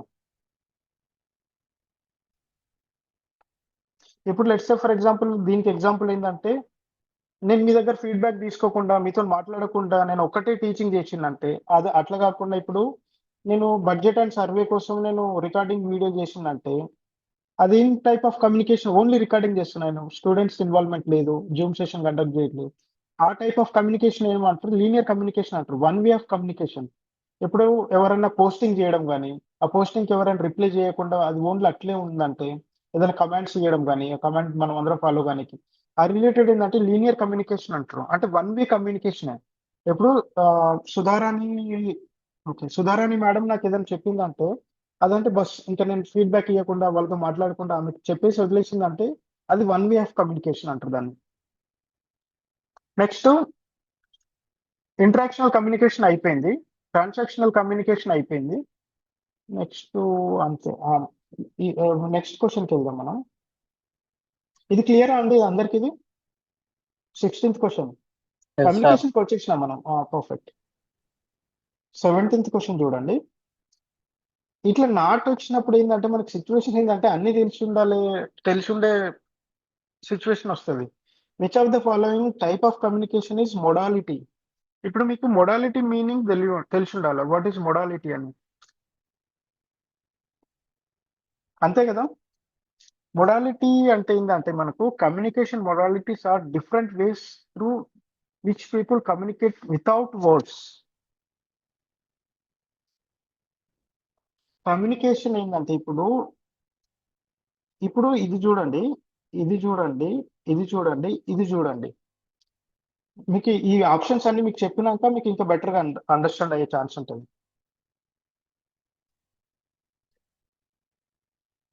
ఇదేంటంటే నాన్ వెర్బల్ కమ్యూనికేషన్, ఇంకోటి వెర్బల్ కమ్యూనికేషన్ ఉంటుంది. అందరు ఫాలో అవుతున్నారా? Non verbal communication, verbal communication ఉంది. నాన్ వెర్బల్ కమ్యూనికేషన్ అంటే ఇప్పుడు మీకు హ్యాండ్ వేవ్ చేయడం కానీ లేకపోతే థంబ్ చూపించడం కానీ షేక్ హ్యాండ్స్ ఇవ్వడం కానీ మేము మాట్లాడకుండా ఇచ్చే కమ్యూనికేషన్ కదా అది. ఇన్ కేస్ మనకి ఏదంటే కన్ను సైగలు చేయడం కానీ మీరు అటు వెళ్ళండి అని, లేకపోతే గట్టిగా చూడడం కానీ, వర్డ్స్ ఇవ్వకుండా ఆమెకి కండ్లతోనే భయపెట్టిస్తుందిరా అంటారు చూడు, అట్లాంటి కమ్యూనికేషన్ ఏంటంటే నాన్ వెర్బల్ కమ్యూనికేషన్. అంటే మాటలు లేని కమ్యూనికేషన్ అది. జస్ట్ చూపులతోని, హ్యాండ్ షేక్స్ తోని, ఇంకా థంబ్ ఇవ్వడం కానీ వేవ్స్ చేయడం కానీ అవన్నీ non verbal communication. Then verbal communication obviously ఇప్పుడు నేను చేసేదంతా వెర్బల్ కమ్యూనికేషన్ కదా మనం అందరం చేసేది. So let's go into the మనం ఆప్షన్స్. ఫస్ట్ ఆప్షన్ ఏంటంటే మనకి ప్రాక్సిమిక్స్ అని ఇచ్చిండు వాడు. ఈ కమ్యూనికేషన్ లో మోస్ట్లీ వీడు దేనితో డామినేట్ చేస్తారు అంటే వాడు మనకి వెకాబులరీతో డామినేట్ చేస్తారు. ఆ వెకాబులరీ మనకు కొంచెం దాన్ని అట్లీస్ట్ మన కంప్లీట్ మీనింగ్ తెలియకుండా దాని రూట్ వర్డ్స్ అట్లాంటివి తెలుసుకున్నా కూడా మనం చేసే ఛాన్స్ ఉంటుంది. ప్రాక్సిమిక్స్ అంటే ఏంటంటే దాని meaning communication through space and distance. Proximity అంటే దీని మీనింగ్ అదే అన్నట్టు. ప్రాక్సిమిక్స్ అంటే స్పేస్ అన్నట్టు, స్పేస్ డిస్టెన్స్ రిలేటెడ్ వాటిని ప్రాక్సిమిక్స్ అంటారు. దీన్ని ఇంకా ఎట్లా రాయొచ్చు అంటే ప్రాక్సిమిటీ దీని మీనింగ్ ఏంటంటే డిస్టెన్స్. సో ప్రాక్సిమిక్స్ కమ్యూనికేషన్ ఏంటంటే ఇప్పుడు మీనా సార్ నాకు తెలుసు కదా, నాకు తెలిసినప్పుడు నేను ఏం చేస్తా అంటే మీనా సార్ దగ్గరికి వెళ్తా కదా, తెలిసిన వాళ్ళ దగ్గర మనం దగ్గరికి వెళ్ళడం కానీ ఎవరైనా స్ట్రేంజర్ ఉంటే వాళ్ళకి కొంచెం దూరంగా ఉంటాం కదా మనం, వాళ్ళు ఎవరో మనకు తెలియదు, వాళ్ళతో మనకేం పని అని చెప్పేసి మనం కొంచెం దూరంగా ఉంటాం. అట్లాంటి టైప్ ఆఫ్ కమ్యూనిటీ. ఇప్పుడు వాళ్ళిద్దరు క్లోజ్ గా మాట్లాడుకుంటున్నారు అనుకోండి, దగ్గర ఉండేసేసి మనం ఏమనుకుంటాం, they might be friends, they might be relatives, they might be ఇంకా వాళ్ళకి డిఫరెంట్ రిలేషన్స్ ఉండే ఛాన్స్ ఉంటుంది కదా. సో వాళ్ళు ఏంటంటే క్లోజ్ టుగెదర్ ఉండి మాట్లాడుకోవడం కానీ అట్లాంటివి ఉంటుంది. ఇన్ కేస్ ఇప్పుడు బస్ స్టాండ్ లో ఒక్కొక్కరు దూరం దూరం ఎవరైనా నిలబడ్డారు అంటే వాట్ డస్ ఇట్ మీన్? వాళ్ళకి ఏంటంటే వాళ్ళ మీనింగ్, దాని మీనింగ్ ఏంది, వాళ్ళు స్ట్రేంజర్స్ అయి ఉంటారు, వాళ్ళకి ఇద్దరికి పరిచయాలు లేకపోయి ఉండొచ్చు, అట్లా వాళ్ళు దూరం దూరంగా ఉంటే ఛాన్స్ ఉంటుంది కదా. అట్లాంటి కమ్యూనికేషన్ ఏంటంటే ప్రాక్సిమిక్ కమ్యూనికేషన్ అంటారు. మొడాలిటీ అంటే ఇది నాన్ వెర్బలే కదా ఇది. మొడాలిటీ అంటే నాన్ వెర్బల్ కమ్యూనికేషన్ లో ఇది కరెక్టే కదా. నెక్స్ట్ హెప్టిక్స్. హెప్టిక్స్ అంటే ఎవరికైనా తెలుసా? హెప్టిక్స్ అంటే ఎవరికైనా తెలుసా? హెప్టిక్స్ అంటే ఏంటంటే communication through touch. Communication through touch. ఇప్పుడు హ్యాండ్ షేక్స్ ఇచ్చిందంటే మనకి సెకండ్ అంటారు, యూజువల్ దాని హ్యాండ్ షేక్ అంటారు. అదేంది, వన్ టైప్ ఆఫ్ కమ్యూనికేషన్ కదా. హ్యాండ్ షేక్ ఇవ్వడం కానీ, లేకపోతే భుజాల మీద ఇట్లా ఎవరైనా బాధపడుతున్నప్పుడు వాళ్ళని కన్సోల్ చేయడం కానీ, ఎవరికైనా హగ్ ఇవ్వడం కానీ, లేకపోతే ఇట్లాంటి కమ్యూనికేషన్ ఏంటంటే హ్యాప్టిక్స్ కమ్యూనికేషన్ అంటారు. ఇట్లాంటి మనకి వెకాబులరీ తెలిసిందంటే ఈజీగా చేయొచ్చు. ఇది ప్రాక్సిమిక్స్ కమ్యూనికేషన్ అంటారు. ఇది యాక్చువల్లీ వీటి స్పెల్లింగ్ మిస్టేక్ ఇచ్చింది, ఇది గెస్చర్. ఇదండి ఇది గెస్చర్. గెస్చర్ కమ్యూనికేషన్ అంటే ఏంది, ఇప్పుడు మనకి వాట్సాప్ లో కానీ డిఫరెంట్ తంబు అట్లాంటివి కానీ, నేను ఇప్పుడు వీడియో కాల్ దీంట్లో మనకు వీడియో ఆన్ చేసేసి నా హ్యాండ్స్ ఇట్లా గెస్చర్ చేసినంటే దాని రిలేటెడ్ గెస్చర్స్ చూపిస్తుంది. ఇట్లా థంబ్ చూపించడం కానీ, లేకపోతే వేవ్ చూపించడం కానీ, ఇట్లాంటి టైప్ ఆఫ్ ఇది కూడా నాన్ వెర్బల్ కమ్యూనికేషనే కదా. సో ఇది కూడా రైట్. మనకి ఏంటంటే క్రోనోటాక్స్ ఏంటంటే ఇది యాక్చువల్ దాని రిలేటెడ్, దీనికి అసలు మీనింగ్లెస్ వర్డ్ ఇచ్చింది, కాబట్టి ఇది నాన్ వెర్బల్ కమ్యూనికేషన్. ఈ క్వశ్చన్ లో ఎవరికైనా డౌట్ ఉందా? ఒక డౌట్ ఉంది ఏంటంటే ఇదంతా రబ్ చేసి ఇంకోసారి ఎక్స్ప్లెయిన్ చేస్తాను నేను. ఈ వర్డ్ దీనికి కమ్యూనికేషన్ రిలేటెడే కాదు ఇది, కాబట్టి ఇది రైట్ ఆన్సర్. నాకు నాట్ అడిగింది కదా. ఎవరికైనా డౌట్ ఉందా? No sir. పర్ఫెక్ట్. గుర్తుపెట్టుకోండి, ప్రాక్సిమిక్స్ అంటే we're communicating with distance and space. Haptics means ఏంటంటే టచ్. గెస్చర్స్ ఏంటంటే హ్యాండ్ గెస్చర్స్ అట్లాంటివి చేయడం. ఇక్కడ మనకి దీనికి కమ్యూనికేషన్ రిలేటెడ్ వర్డ్ కానీ ఉందంటే ఇది థర్డ్, కాబట్టి థర్డ్ ఆప్షన్. Next question. ఇది ఫేమస్ క్వశ్చన్, ఇది ఎవ్రీ ఇయర్ అడుగుతూనే ఉంటారు. Arrange the following chronological on the basis of. Chronological అనగానే కొంచెం మనకి ఇయర్స్ అని వస్తుంది. నేను మళ్ళీ ఇట్లా ఎదుగుతా చూడండి. ఇది న్యూ అని తెలుసు నాకు, 2020లో వచ్చింది. ఎందుకంటే అప్పుడు అన్ని స్కూల్స్ అన్ని బంద్ చేసినప్పుడు ఏంటంటే పిల్లలకు చదువులకు కానీ సపరేట్గా ఛానల్స్ బిల్డ్ చేయడము, పిఎం ఈ విద్యా స్కీమ్ వచ్చింది, కాబట్టి 2020 ఇది నాకు తెలుసు. స్వయం ప్రభ కానీ కృషి దర్శన్స్ కానీ వీటికన్నిటికంటే ఇది లేటెస్ట్ అని తెలుసు నాకు, కాబట్టి డీకి వెళ్తాను నేను. ఆప్షన్ ఈ రెండు కొట్టేస్తున్నాను. దాని తర్వాత ఇంకెత్తుతా నేను, ఏబిలో చూస్తాను నేను. స్వయం ప్రభ ఉంది, బి ఏముంది, కృషి దర్శన్ ఉంది. కృషి దర్శన్ చాలా ఓల్డ్ అని నాకు తెలుసు, ఎందుకంటే కృషి దర్శన్ అనే ఒకటి ఇంతకుముందు మనకి పాతకాలంలో ఒక ఛానల్స్ వస్తుండే, దాంట్లో అగ్రికల్చర్ రిలేటెడ్ ఇన్ఫర్మేషన్ ఇవ్వడం కానీ, ఏ కల్టివేషన్ చేయాలి కానీ, ఏ ఫర్టిలైజర్స్ వాడాలి కానీ, అన్నదాత ప్రోగ్రామ్స్ కానీ, అట్లాంటి టీవీ ఛానల్స్ చూపించడం కానీ, అవన్నీ ఏంటంటే మనకి ఇది చాలా ఓల్డెస్ట్ ప్లాట్ఫామ్. అంటే బీతో వెళ్తాను, బి ఫస్ట్ వస్తుంది ఎందుకంటే ఇది ఓల్డెస్ట్. తర్వాత సి ఉంది, జ్ఞానదర్శన్ అంటే ఏంటిదంటే నాలెడ్జ్ షేర్ చేయడం త్రూ టీవీ ఛానల్స్, అది తర్వాత సెకండ్ ఆప్షన్. దాని తర్వాత స్వయం ప్రభ ఛానల్స్ వచ్చినాయి కదా, స్వయం ప్రభ ఛానల్స్ నుంచి వెళ్ళి డిఫరెంట్ సబ్జెక్ట్స్ లెర్న్ చేసుకోవడం అవన్నీ దాని తర్వాత ఈ విద్య వచ్చింది, కాబట్టి option 3 is right. Am I correct? Correct. Okay. మనకు దీనికి ఇయర్స్ నోట్ చేసుకోండి ఎవరన్నా. స్వయం ప్రభకి ఏంటంటే 2000, స్వయం ప్రభ 2017, ఇది నాకు తెలుసు. 2020. కృషి దర్శన్ ఏ ఇయర్ లో వచ్చిందంటే 1967. అంటే మీరు ఇట్లా గుర్తుపెట్టుకోండి, మనకి దేని తర్వాత ఇప్పుడు మనకి అగ్రికల్చర్ అదే గ్రీన్ రెవల్యూషన్ వచ్చింది కదా, ఏ ఇయర్ లో గ్రీన్ రెవల్యూషన్ వచ్చింది చెప్పండి? 1966 సార్. అంటే దాని తర్వాత మనకి 65, 66. Yeah perfect. దాని తర్వాత అన్ని ప్రమోషన్ చేయాలంటే మనకు ఒక ఛానల్ కావాలి కదా, అందుకనే 1967లో వచ్చిందని మీరు గుర్తుపెట్టుకోండి. అదే ఫ్యాక్ట్. జ్ఞాన్ దర్శన్ ఏంటంటే నాలెడ్జ్ షేర్ చేయడం. ఇది 2000లో వచ్చింది ఎడ్యుకేషన్ ఛానల్. ఇది ఎవరు రిలీజ్ చేసిన అంటే ఇగ్నో వాళ్ళు ఏంటంటే ఆ, ఇగ్నో వాళ్ళు ఏంటంటే ఈ ఛానల్ బిల్డ్ చేసేసి వాళ్ళ ఫ్యాకల్టీస్ తోని వాళ్ళకి క్లాసెస్ చెప్పడం అట్లాంటివన్నీ ఛానల్స్ బిల్డ్ చేసింది. ఇగ్నో ఎవరికి సంబంధించింది చెప్పండి? జ్ఞాన దర్శనం. పిఎం విద్య మన కోవిడ్ టైంలో వచ్చింది. కృషి దర్శన్ ఏంది?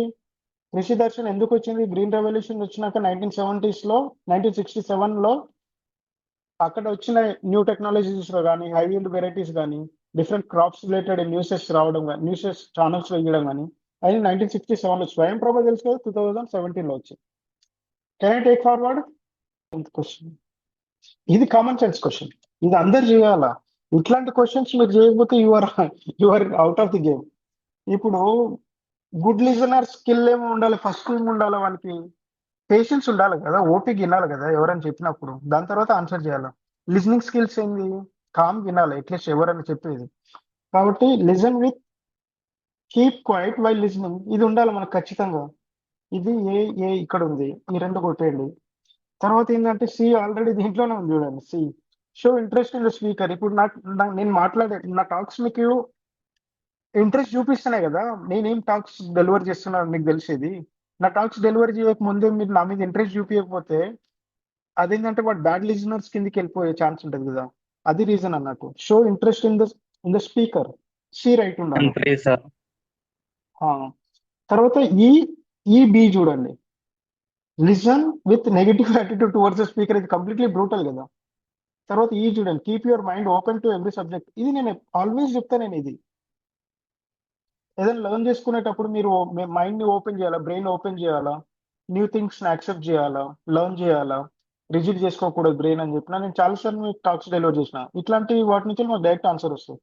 అంటే ఏసీఈ, ఇది ఎంత సింపుల్ క్వశ్చన్ ఇది. ఇది కంప్లీట్లీ ఇల్లాజికల్ స్టేట్మెంట్. ఇది focus on the dress and appearance of the speaker అంట. ఎంత ఇల్లాజికల్ స్టేట్మెంట్ ఇది.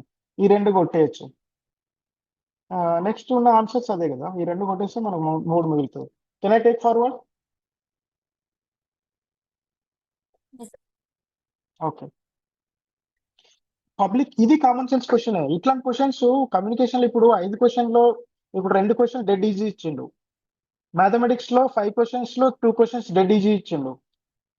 ఇంకా ఇందాక మనం ఎడ్యుకేషన్ లో 2 క్వశ్చన్స్ డెడ్ ఈజీ ఇచ్చిండు. అట్లా డెడ్ ఈజీ క్వశ్చన్స్ కన్ఫర్మ్ గా చేసేసి రిమైనింగ్ క్వశ్చన్స్ లో at least you have to drag for 50% అప్పుడు దీంట్లో కూడా ఒకటి అట్లా కరెక్ట్ అయితే నీకు అట్లీస్ట్ 25 నుంచి 30 కరెక్ట్ అవుతుంది అన్ని, అంటే నెట్ ఫ్యాక్టర్స్ లో. ఇంకోటి ఇప్పుడు ఇట్లా మీకు దీంట్లో అట్లీస్ట్ మీరు 70% అక్యురసీ బిల్డ్ చేసినా కూడా ప్యాసేజ్ ఉంటుంది కదా, ఆ ప్యాసేజ్ లో 5 చేయాలి మీరు. అప్పుడు మీరు బెటర్ ఆఫ్ అవుతారు. అప్పుడు మీకు ఎప్పుడు 35 వరకు కరెక్ట్ అయ్యే ఛాన్స్ ఉంటుంది.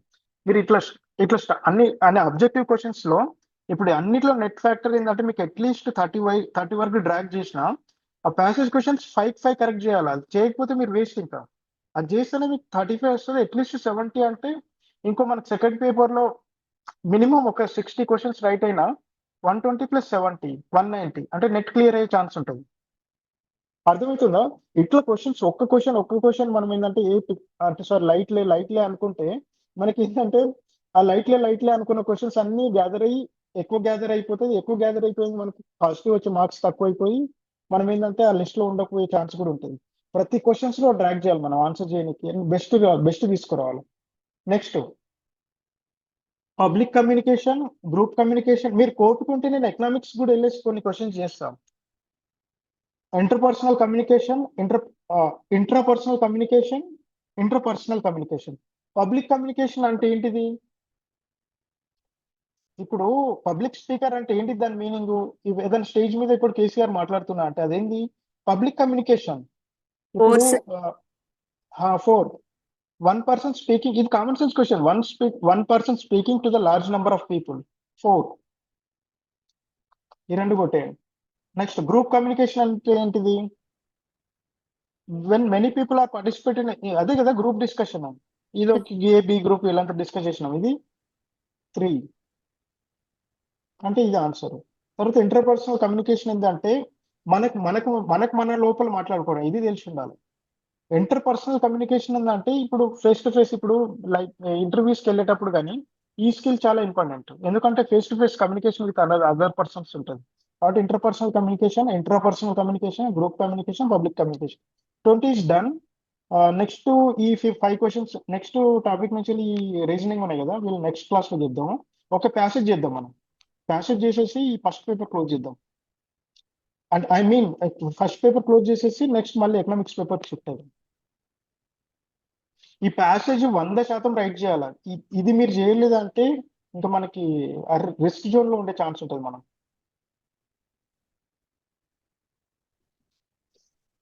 యాక్చువల్ ప్యాసేజ్ మెథడాలజీ ఎట్లా చదవాలంటే, ఇప్పుడు నేను ప్యాసేజ్ చదవకుండా దీనికి ఆన్సర్ చేస్తే చూడండి. అంటే ఐ మీన్ వరస్ట్ కేసులో ఇప్పుడు time out of the time, running time లేనప్పుడు 1 minute 2 minutes ఉన్నప్పుడు ప్యాసేజ్ అంతా చదవలేము కదా లాస్ట్ లో. అట్లా టైం కన్స్టెంట్ ఉన్న వాళ్ళకి చెప్తున్నా. Cities can be made more worth living if they అన్నాడు. ఇప్పుడు సిటీస్లలో మనం బతకాలంటే ఏంటంటే అన్ని బెస్ట్గా ఉండాలి కదా. అంటే బెస్ట్ మనకి హెల్త్ ఉండాలా, బెస్ట్ మనకి సస్టైనబుల్గా ఉండాలా, రోడ్స్ మంచిగా ఉండాలా, పార్క్స్ ఉండాలా, ఏదన్నా గ్రీన్ స్పేస్ బిల్డ్ చేయాలా, లంగ్ స్పేస్ బిల్డ్ చేయాలా. అట్లా చేస్తే ఏంటంటే మనకు సస్టైనబుల్ డెవలప్మెంట్ ఆఫ్ సిటీ అంటారు. ఎందుకంటే గ్రౌండ్ వాటర్ ప్యూరిఫికేషన్ ఉండాలా, హార్వెస్టర్స్ బిల్డ్ చేయాలా. ఇట్లా అన్ని చేయడం వల్ల ఏంటంటే మనకు వర్త్ లివింగ్ సిటీ అంటారు. ఇప్పుడు చూడండి, హ్యావ్ మెనీ హాస్పిటల్, ఒక్క హాస్పిటల్స్ ఉంటేనే మనకి సిటీ గ్రీన్ అంటే వర్త్ లివింగ్ సిటీ అంటారా? అంటే ఎడ్యుకేషన్ ఉండాలా, మనకి వేరే వేరే డిఫరెంట్ ఇన్స్టిట్యూషన్స్ ఉండాలా, పార్క్స్ ఉండాలా, గ్రీన్ స్పేస్ ఉండాలా, లార్జర్ రోడ్స్ ఉండాలా, ఇన్ఫ్రాస్ట్రక్చర్ ఉండాలా, అవన్నీ ఉండాలి కదా. మెనీ హాస్పిటల్స్ ఉంటేనే ఒక రీజన్ కాదు కదా, ఇది కొట్టేస్తాను నేను. Have only good transportation facility, only facilities అడిగింది. ఇట్లాంటి ఓన్లీ ఇది ఎక్స్ట్రీమ్ స్టేట్మెంట్, ఇది ఇమ్మీడియట్లీ కొట్టేయాలి. ఎందుకంటే ఒక్క ట్రాన్స్పోర్టేషన్ ఫెసిలిటీ ఒక్కటే ఉంటే ఆ సిటీ వర్త్ లివింగ్ సిటీ అవుతుందా? కాదు కదా. కాబట్టి ఇది కూడా wrong. Have only more cinemas and resources entertainment. ఇప్పుడు సినిమాస్ రిసోర్సెస్ మాత్రమే ఉంటే మనకి గుడ్ వర్త్ లివింగ్ సిటీ అవుతుందా? ఇది కూడా కాదు. Next vigorously plan to serve the needs, ఇది బ్రాడర్, ఇది రైట్ ఆన్సర్ 100%. దీనికి ప్యాసేజ్ చదవాల్సిన పని ఉందా చెప్పండి? గోదావరి గారు చెప్పండి, ఇది ప్యాసేజ్ చదవాల్సిన పని ఉందా మనం? లేదు కదా. కొట్టేయండి, రైట్, 100% రైట్ అవుతుంది. నేను ఎప్పుడు చెప్తున్నా, ఇన్ కేసు మీకు ప్యాసేజ్ చదివే టైం లేనప్పుడు, లాస్ట్ ఫేజ్ లో ఉన్నప్పుడు చేయాల్సిన ట్రిక్ అంటున్నాను. నెక్స్ట్ క్వశ్చన్ చేస్తున్నా చూడు. What could be the most sustainable title of the passage? ఇదేంది, మనకి ఈ క్వశ్చన్ చదువుతున్నప్పుడు మనకి ఏం అర్థమైపోతుంది? సిటీ గురించి చెప్తున్నాడు అని అర్థమైంది మనకి. ఇప్పుడు టౌన్ వర్సెస్ యానిమల్స్ అంటాం. The need of plant city, the modern cities benefits and షార్ట్ కమింగ్స్ అంటాం. How to develop global city. Probably ఈ క్వశ్చన్ మాత్రం మనం ఏంటంటే ప్యాసేజ్ చదవాలి. ప్యాసేజ్ చదువుదాం. The first step is for us to realize that a city need not to be a frustrated of life. It can be among the other things. The mechanism for enhancing life, for producing the possibility of living, which are not to be realized except through cities. But గుర్తుపెట్టుకోండి, for that to happen, deliberate and drastic planning is needed. Towns, as much as animals, must have their system of organs. Those for transport and the circulation are an obvious example. What we need, దీంట్లో ఏం అడిగిండు వాడు? First ఇగో ఇక్కడ చూడండి, ఫ్రస్టెడ్ of అంటే need not to be ఫ్రస్టెడ్ of life కాకుండా కొన్ని good things ఉన్నాయని ఎక్స్ప్లెయిన్ చేసింది. It can be among the other things mechanism for enhancing the life, for producing the possibility of living, which are not to be realized except through cities. But that for that to happen, deliberate and drastic planning is needed. Towns, as much as animals, must have their system of organs. Those for transport and circulations are obviously example. అంటే దీంట్లో ఏమన్నాడు, మనకి planning city ఉండాలా, దానికి ఏంటంటే transportation, circulations అవన్నీ build చేయాలా, అవన్నీ చెప్పిండు. ఫ్రస్ట్రేటెడ్ ఆఫ్ లైఫే కాదు, అవన్నీ చేస్తే బెటర్ అని చెప్పిండు వాడు ఫస్ట్ ప్యాసేజ్ లో. What we need now are organ system for recreation, leisure, culture, community expression. This means abundance of open space, easy access to unspoiled nature, beauty in park and and in fine buildings, gymnasia, swimming baths, and recreation grounds in plenty, central space for celebrations, demonstrations, halls for citizens meetings and concerts, halls and theaters and cinemas that belongs to the city. ఇది కదా మనకి సిటీలో ఉండాలంటే ఇవన్నీ facilities ఏంటంటే మనకి sustainable city అంటారు. And the buildings must not be build anyhow or dumped down anywhere. Both they and their grouping should mean something important to the peoples of the place. అంటే దీని టైటిల్ ఏం పెట్టచ్చు మనము? The need of plant cities అని పెట్టచ్చు కదా. Town versus Animal కాదు, మనకి ఎక్స్ప్లెయిన్ లేదు. మోడర్న్ సిటీస్ బెనిఫిట్స్ ఇచ్చిన షార్ట్ కమింగ్స్ ఇది కూడా కాదు, మనం ఇది పెట్టలేము. ఇది ఓవరాల్ గా ఇది ఉంటుంది చూడండి. How to develop global city, అసలు we haven't talked about the global city. కాబట్టి ఇదే రైట్ ఆన్సర్. డ్రాస్టిక్ అని మీనింగ్ అండి. డ్రాస్టిక్ అంటే ఏంది? ట్రెమెండస్ చేంజ్, రాడికల్ చేంజ్, అదే మీనింగ్ కదా డ్రాస్టిక్ అంటే. ఇది రాడికల్ వస్తుంది డ్రాస్టిక్ మీనింగ్. డ్రాస్టిక్ చేంజ్ రావాలా, రాడికల్ చేంజ్ రావాలా. ఇప్పుడు ఎన్వైరన్మెంట్ ప్రొటెక్షన్ లో డ్రాస్టిక్ మనము ఇమ్మీడియట్ ప్లాన్స్ యాక్షన్స్ తీసుకురావాలా, ఇట్లాంటి డ్రాస్టిక్ మీనింగ్ అది తెలుసు కదా. ఇప్పుడు డ్రాస్టిక్ అంటే ఇప్పుడు ఆర్డర్లీ రాదు కదా. ఆర్డర్లీ అంటే ఏంది? చిన్నగా అంటే దాని మీనింగ్ అర్థమైంది కదా. కన్సిస్టెంట్ కూడా రాదు, డిటర్మైండ్ కూడా రాదు, రాడికల్ వస్తుంది. ద ఫ్రేజ్ అన్స్పాయిల్డ్ నేచర్ ఎక్కడ వచ్చింది? ఇది ఇక్కడ వచ్చింది చూడండి. అందుకని ఇక్కడ నేను టిక్ పెట్టినా, ఎక్కడో పెట్టిన ఇగో అన్స్పాయిల్డ్ నేచర్. అన్స్పాయిల్డ్ నేచర్ అంటే ఏంది? ఇన్ ద కాంటెక్స్ట్ ఆఫ్ చూడండి, nature is not allowed to be stumbling blocks in the human progress. ఇది ఒకటి క్వశ్చన్ మార్క్ పెట్టండి. Building cities with the system of organs like those of animals, ఇది దీని గురించి మనం డిస్కస్ చేయలేదు. Free access to parks and open space. Unspoiled nature, okay. The nature retains its primitive condition, ఇది కాదు. Nature not allowed to be stumbling blocks in the human progress, I guess ఇది అనుకుంటున్నాను. So let me check the answer. 6393.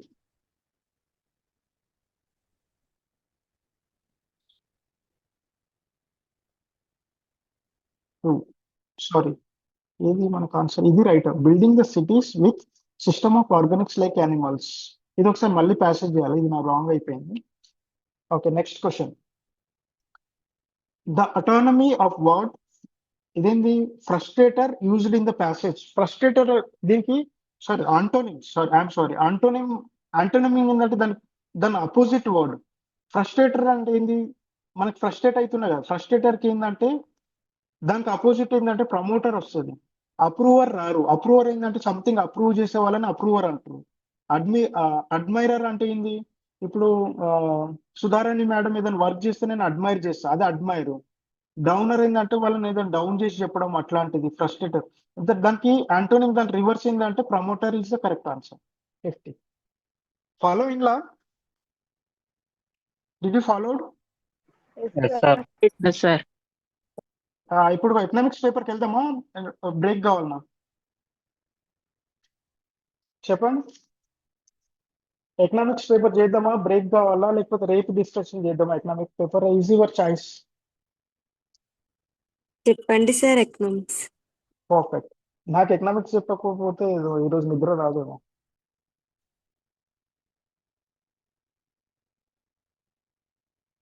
Okay, మనం నిన్న ఏమేమి questions discuss చేసినాము economics లో? ఏ questions discuss చేసినామండి? గుర్తుంది కదా నేను చెప్పినాన్ని. ఒకసారి మీకు గుర్తుండకపోతే మళ్ళీ ఒకసారి చెక్ చేయండి. ఈ క్వశ్చన్ కూడా డిస్కస్ చేసినాం. చెప్పండి. ఇప్పుడు ఇన్ఫీరియర్ బట్ నాట్ గిఫెన్ అంటే ఏది డామినేటింగ్ ఉంటుంది? ఇన్కమ్ ఎఫెక్ట్ డామినేటింగ్ ఉంటుందా, సబ్స్టిట్యూషన్ ఎఫెక్ట్ డామినేటింగ్ ఉంటుందా? Substitution effect. పర్ఫెక్ట్.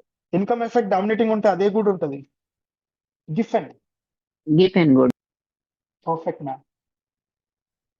నెక్స్ట్ ఈ క్వశ్చన్ డిస్కస్ చేసినాము. The value of marginal product అని టోటల్ అవుట్పుట్ కి మనకి ఫ్యాక్టర్స్ ఆఫ్ ఇన్పుట్స్ కి దానికి రిలేషన్స్ ఫైండ్ అవుట్ చేసి మీకు చెప్పిన ఇది.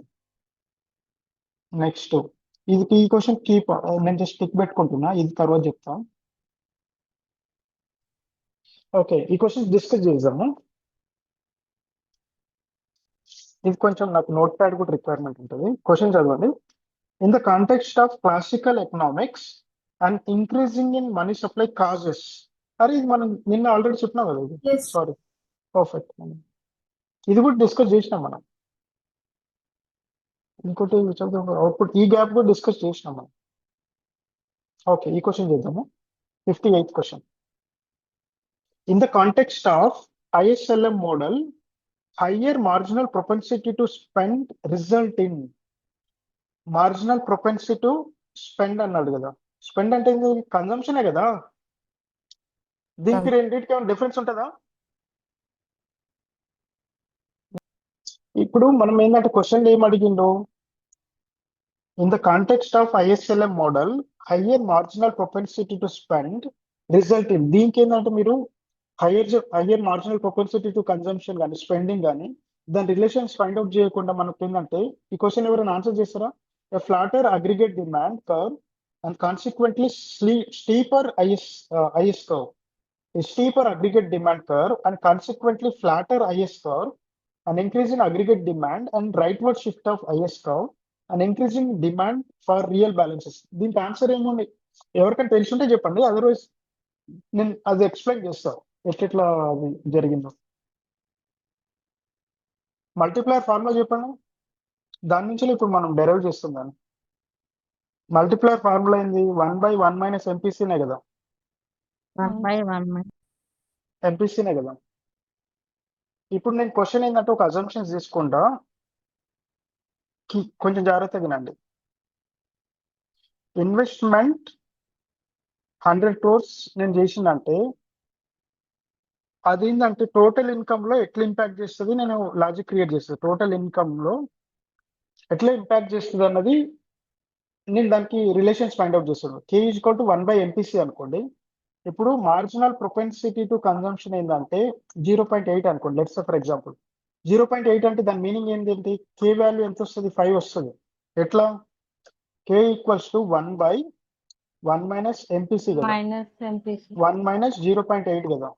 అంటే 1/0.2 అంటే 10/2 అంటే 5 వచ్చింది. మల్టిప్లైయర్ ఎంత వచ్చింది మనకి? 5 వచ్చింది కదా. 5 వచ్చినప్పుడు ఏంటంటే కన్జంప్షన్ ఎంత మనకి? 0.8 ఉంది కదా. దీనికి ఇప్పుడు దీని మీనింగ్ ఏంటంటే స్మాల్ ఇన్వెస్ట్మెంట్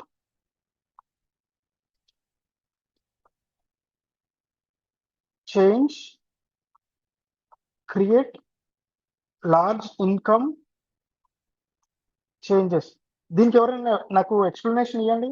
నేను ఇది బేస్ చేసుకొని స్టేట్మెంట్ డిరైవ్ చేసిన. దానికి ఎవరైనా చెప్పండి explanation. Small investment change create large income change. ఇది కీ. ఎట్లా లార్జ్ ఇన్కమ్ చేంజ్ అయితే చెప్పండి మేడం ఎవరైనా.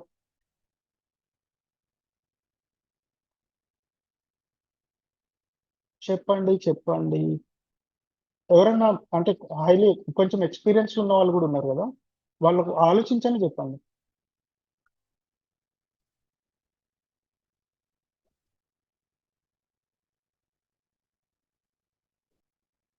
సార్ యాక్చువల్లీ ఇన్వెస్ట్మెంట్ ఇన్కమ్ మీద డిపెండ్ అవుతుంది కదా సార్.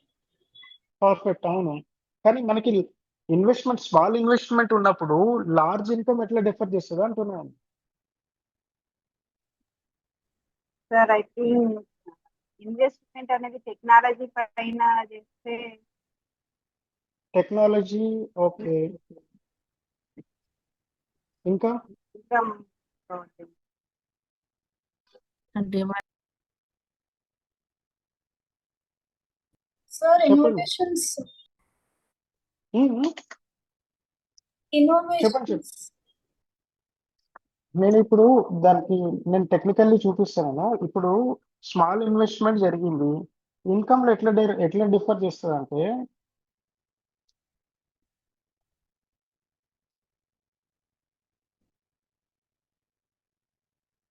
చెప్పండి. ఇంకెవరికైనా ఐడియా ఉందా?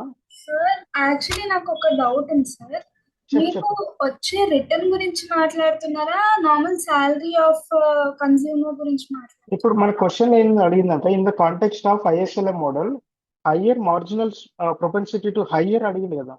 హయ్యర్ ఓకే, ఇంకో ఆప్షన్ తీసుకుంటాను నేను. ఇది హయ్యర్ అనుకోండి 0.8. ఇక్కడ క్వశ్చన్ ఏం అడిగిండు మనకి, హయ్యర్ మార్జినల్ ప్రొపెన్సిటీ స్పెండ్ అంటే దాని మీనింగ్ ఏంటంటే హయ్యర్ మార్జినల్ ప్రొపెన్సిటీ టు కన్జంప్షనే కదా. ఆ సిచ్యువేషన్ లో మనకి ఐఎస్ఎల్ఎం గ్రాఫ్స్ అడిగిండు, ఎట్లుంటాయి, స్లీపర్ ఉంటాయా ఫ్లాటర్ ఉంటాయా అని అడిగిండు. ఇప్పుడు ఇంకో కే వాల్యూ చూడండి, సంథింగ్ నాకు ఇంకో కళ్ళు తిరుగుతున్నట్టు. 1/1 - MPC, let's say for example if you take 0.2 తీసుకోండి అన్విత. 1 - 0.2 తీసుకుంటే కింద ఎంత వస్తుంది? 0.8 కదా, అంతేనా? అంటే ఇప్పుడు 10/8 కదా, 2 4 8 2 5 10. అంటే ఇది ఏంటంటే 1 వరకు వస్తుంది కదా మల్టిప్లయర్. ఇక్కడ ఎంత 5 వచ్చింది కదా.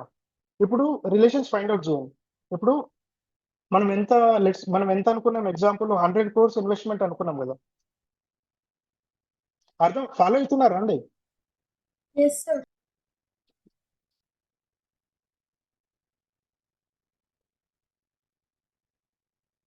ఇప్పుడు దానికి ఇప్పుడు ఇది ఉంది కదా. ఇప్పుడు మల్టిప్లయర్ ఎట్లా ఇంపాక్ట్ చేస్తుందో చూపిస్తాను ఇన్కమ్ మీద. ఇప్పుడు 100 ఉంది కదా. ఇప్పుడు ఇన్వెస్ట్మెంట్, ఇప్పుడు టోటల్ ఇన్వెస్ట్మెంట్ 100 కదా. అప్పుడు కన్జంప్షన్ ఎంత? 80 crores కదా. ఇక్కడ దీని మీనింగ్ ప్రకారం 0.8 అంటే ఫాలో అవుతున్నారా? 80 కన్జంప్షన్, 20 సేవింగ్స్ కదా. 0.8 అంటే ఏంది? 80% of your income is consumption. ఓకేనా? Yes sir. పర్ఫెక్ట్.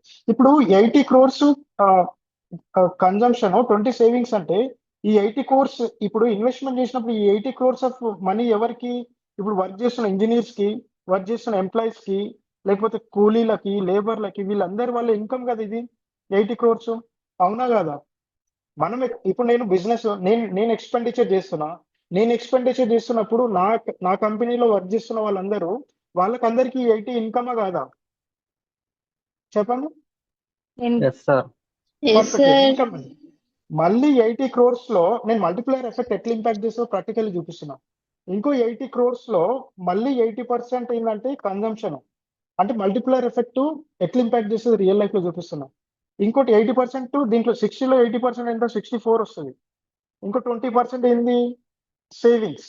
మళ్ళీ ఈ 60 crores ఏంటంటే మళ్ళీ వేరే వాళ్ళకి ఇన్కమే కదా. 60 crores లో మళ్ళీ 80% కన్జంప్షన్, ఇంకా 20% సేవింగ్స్. ఇట్లా మల్టిప్లయర్ ఇంపాక్ట్ పోతూనే ఉంటది కదా. అంటే దీని మీనింగ్ ఏంటంటే ఇప్పుడు ఇన్కమ్ ఎట్లా క్యాలిక్యులేట్ చేస్తాం అంటే చేంజ్ ఇన్ ఇన్కమ్ ఇంటూ ఇప్పుడు ఇన్కమ్, ఇది ఇన్వెస్ట్మెంట్ ఇంటూ మల్టిప్లయర్ ఎంత? ఇప్పుడు ఇన్వెస్ట్మెంట్ ఎంత చేసినాం? 100. మన మల్టిప్లయర్ ఎంత? 5 కదా. అంటే 500 అవుతుంది. మనం 100 ఇన్వెస్ట్మెంట్ చేస్తే దాని ఇన్కమ్, దాని మల్టిప్లికేషన్ ఎంత అయింది? 500 అయిందా లేదా? ఫాలో అవుతున్నారా? ఎస్. ఇప్పుడు నేను ఈ సింపుల్ ఇది ఏం లేదు. ఇక్కడ 100 crores నేను ఇన్వెస్ట్మెంట్ చేస్తే దాని మల్టిప్లయర్ ఇంపాక్ట్ వల్ల ఇప్పుడు ఇంత మందికి జనరేట్ అయింది చూడు. 80లో మళ్ళీ ఇంతమంది ఇంపాక్ట్ అయ్యిండు, మళ్ళీ 64లో ఇంతమంది ఇంపాక్ట్ అయ్యిండు, 64లో మళ్ళీ ఇంతమంది ఇంపాక్ట్ అయ్యిండు. అట్లా కంప్లీట్లీ మనం మల్టిప్లయర్ క్యాలిక్యులేట్ చేస్తే 100 crores ఎంత షిఫ్ట్ అయింది? 500 crores షిఫ్ట్ అయింది. అంటే మనకు లెస్ ఇన్వెస్ట్మెంట్ కి హై ఇన్కమ్ జనరేట్ అయిందా లేదా? పర్ఫెక్టే కదా. నేను అందుకనే ఈ క్వశ్చన్ చూపించాను చూడు. Small investment change create large income changes. Large income, ఇప్పుడు స్మాల్ ఇన్వెస్ట్మెంట్ అయితే 100, ఇన్కమ్ ఎంత జనరేట్ అయింది? 500 అయిందా లేదా? ఫాలో అవుతున్నారా? సో దీని మీనింగ్ ఏంటంటే ఇప్పుడు let's going to the question. In the context of ISLM model, higher marginal propensity to spend result in. అదే అట్లా ఇది జరుగుతున్నప్పుడు ఇది ఐఎస్ఎల్ఎం కర్వ్ ఏంటంటే ఫ్లాటర్ ఉంటుంది. ఇప్పుడు ఇంట్రెస్ట్ రేట్ తగ్గినప్పుడు అది ఇన్కమ్ పెరుగుతుందా లేదా? ఇది ఫ్లాటర్ ఉండాలా. ఎట్ ది సేమ్ టైం ఏంటంటే the flatter demand curve and consequent, ఇక్కడ స్టీపర్ కాదు, ఇది కూడా ఫ్లాటరే ఉండాలి. క్వశ్చన్ ఇది వీడు కొంచెం రాంగ్ ఇచ్చినాడు. ఈ రెండు ఫ్లాటర్ ఉండాలి. డిమాండ్ కర్వ్, ఐఎస్ కర్వ్ రెండు ఫ్లాటర్ ఉంటేనే మార్జినల్ ప్రొపెన్సిటీ టు, అంటే highest marginal propensity to spending దగ్గర నీకు ఇదేంటంటే దాంట్లో మనకి ఆ గ్రాఫ్ కండిషన్ ఎట్లుండాలంటే ఐఎస్. ఎందుకు ఇప్పుడు ఇది ఇంట్రెస్ట్ రేటు, ఇదేంది మనకి అవుట్పుట్ హైయెస్ట్ ఉండాలి కదా. అవుట్పుట్ అంటే ఇన్కమే కదా. కాబట్టి అది ఫ్లాటర్ ఉండాలి. అంటే స్టీపర్ ఉంటే ఏంది? లెస్ అవుతుంది కదా. కాబట్టి ఇది ఫ్లాటర్ ఉండాలా, అవుట్పుట్ కూడా ఫ్లాటర్ ఉండాలి. అట్లుంటేనే ఏంటంటే మనకి ఈ కండిషన్ సాటిస్ఫై చేస్తుంది. ఫాలోయింగ్ లా లేదా? అందరూ ఫాలోయింగ్ లా లేదా? Okay okay sir. Yes sir. Perfect.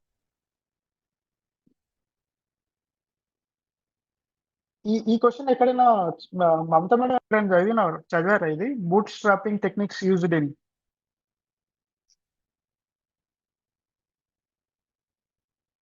విన్నా సార్ కానీ గుర్తులేదు. Okay madam.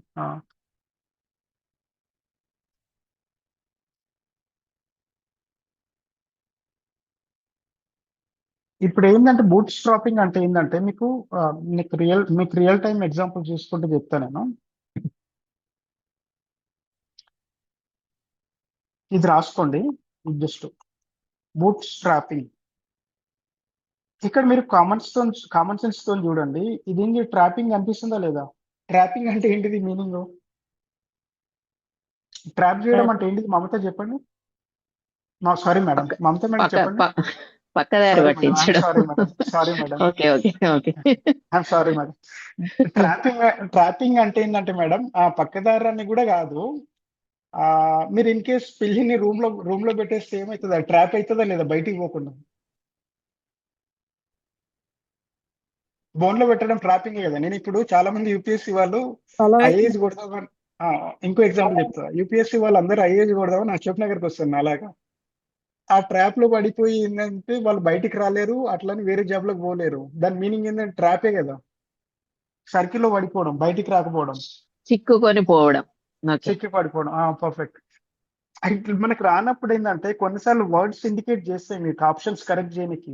అందరికి ఇప్పుడు ఏదైనా క్వశ్చన్ పేపర్ ఇచ్చేటప్పుడు, నేను యూపీఎస్సీ పేపర్స్ రాసేటప్పుడు ఏంటంటే హార్డ్లీ మీరు ఎంతైనా చదవండి, హైయెస్ట్ నెంబర్ ఆఫ్ క్వశ్చన్ తెలిసిన ఎన్ని ఉంటాయి అంటే 20 to 25 ఉంటాయి.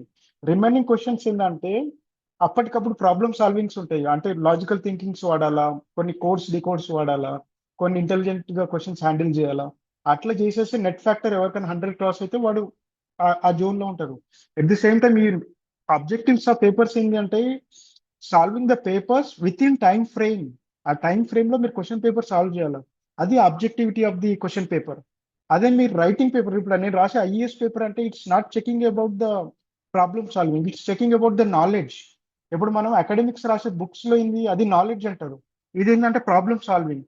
ఈ పర్టికులర్ టైంలో ఈ క్వశ్చన్ సాల్వ్ చేయాలి అంటే ప్రాబ్లమ్ సాల్వ్ చేయాలి. ఇది ప్రాబ్లమ్ సాల్వింగ్. కాబట్టి మీకు అన్ని తెలిసినవి వస్తాయని రూల్ లేదు. ఇట్లాంటి కొన్ని ట్రిక్స్ వాడేసి, కొన్ని నాలెడ్జ్ వాడేసి, కొన్ని ఇమ్మీడియట్లీ మనం ఇన్స్టెంట్ ఏదైనా ఎగ్జాంపుల్ తీసుకొని చేయడము, అట్లా సాల్వ్ చేయాలి. మల్టిపుల్ వేస్ లో సాల్వ్ చేయాలి.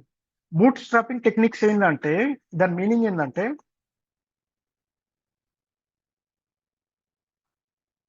Is a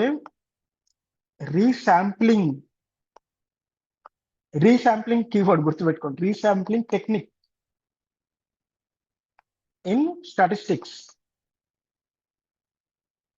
and econometrics. అర్థమవుతుందా? రీశాంప్లింగ్ అది ఎట్లా ఉన్న కింద స్లైడ్ లో మీకు అర్థమవుతుంది. What I'm trying to teach. మీకు ఏం టీచ్ చేయాలో కింద ఇప్పుడు మీకు ఇంక ఈజీగా చెప్పాలంటే, ఇప్పుడు నా శాంపుల్ స్పేస్ 2, 4, 6, 8 అనుకోండి. లెట్స్ సే ఫర్ ఎగ్జాంపుల్ నా టోటల్ శాంపుల్ స్పేస్ ఇది అనుకోండి. దీన్ని ఎట్లా రీశాంప్లింగ్ ఎట్లా నేను మ్యానిపులేట్ చేసి రాస్తా అంటే 2, 2, 6, 8 మనకున్న శాంపుల్లోనే కదా. దీన్ని 2 సార్లు రాసిన చూడండి. 6, 8 రాసిన. నెక్స్ట్ 4, 4, 6, 2, 8, 8, 4, 2. అట్లా శాంప్లింగ్ నే మనకేంటంటే దాన్ని ఉన్న శాంప్లింగ్ నే డిఫరెంట్ వేస్ లో రాయడాన్ని రీశాంప్లింగ్ అంటారు. Resampling technique in statistic and econometrics. ఇట్లా చేసేసి మీన్ క్యాలిక్యులేట్ చేయడం కానీ, రిగ్రెషన్ కోఎఫిషియంట్ క్యాలిక్యులేట్ చేయడం కానీ, వేరియన్స్ క్యాలిక్యులేట్ చేయడం కానీ, ఇట్లా చేసే టెక్నిక్ ఏమంటారు అంటే బూట్ స్ట్రాపింగ్ టెక్నిక్స్ అంటారు. దీంట్లో ఆన్సర్ ఏది ఇప్పుడు చూడు, టెస్ట్ ఫర్ స్పెసిఫికేషన్ బయాస్ ఇది కాదు నేను చెప్పిన దాన్ని బట్టి. ఆటో కోరిలేషన్ కాదు, ఇది error findings related. Normality of error term ఇది కాదు. అంటే ఇది answer. Obtaining the sampling distribution of parameter of interest. దాన్ని ఏంటంటే ఉన్న శాంప్లింగ్ ని రీడిస్ట్రిబ్యూట్ చేసేసి distribution of parameter of interest మీకు కావాల్సినట్టు దాన్ని మనం మ్యానిపులేట్ చేసేస్తే శాంపిల్స్ రాయడం ఏంటంటే బూట్ స్ట్రాపింగ్ టెక్నిక్స్ అంటారు. ఎవరికన్నా డౌట్ ఉందా ఈ క్వశ్చన్ లో? మమతా మేడం డౌట్ ఉందా? ఒకవేళ కాకపోతే sir. చెప్పండి. No, no. Perfect ma'am. ఈ క్వశ్చన్ నేను ఒకసారి బేసిక్స్ చెప్పి చెప్తాను. నేను నోట్ చేసుకుంటున్నా. ఇది 60 question and we check with ఇంకో క్వశ్చన్ ఏదో ఉంది. నేను వదిలేసినది. 54. దీని మీనింగ్ ఏంటంటే నేను ఒకసారి చేయాలి ఈ క్వశ్చన్స్. నేను వదిలేస్తున్నా అంటే నేను ఏదో కాదు, నేను దాన్ని ప్రాక్టీస్ చేసేసి వస్తేనే మీకు చెప్పగలుగుతుంది. ఈ క్వశ్చన్ కూడా నేను ప్రాక్టీస్ అంటే నేను అది మళ్ళీ ఒకసారి చూడాలి కదా, ఏమేమి ఉన్నాయో ఆర్ స్క్వేర్స్ అని ఫైండ్ అవుట్ చేయడం.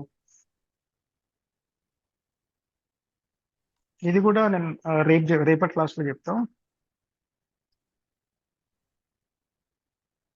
కొన్ని మ్యాథ్స్ ప్రాబ్లమ్ చేద్దాం, అది నా ఏరియా క్వశ్చన్స్. ఈ క్వశ్చన్ చూడండి, ఇది సింపుల్ క్వశ్చన్. మీరు ఇది చూడగానే మమతా మేడం, ఇది చూడగానే మీకు క్వశ్చన్ ఏంటంటే ఏంది వీడు బిఎక్స్వై ఇచ్చిండు, బివైవై ఇచ్చిండు, దీంట్లో ఈక్వేషన్స్ అన్ని ఇచ్చిండు అనుకుంటారు. కానీ ఇది సింపులెస్ట్ క్వశ్చన్. ఇది రిగ్రెషన్ లో the simple question. Find the equation of the line of regression y on X. ఇంకోటి x on y.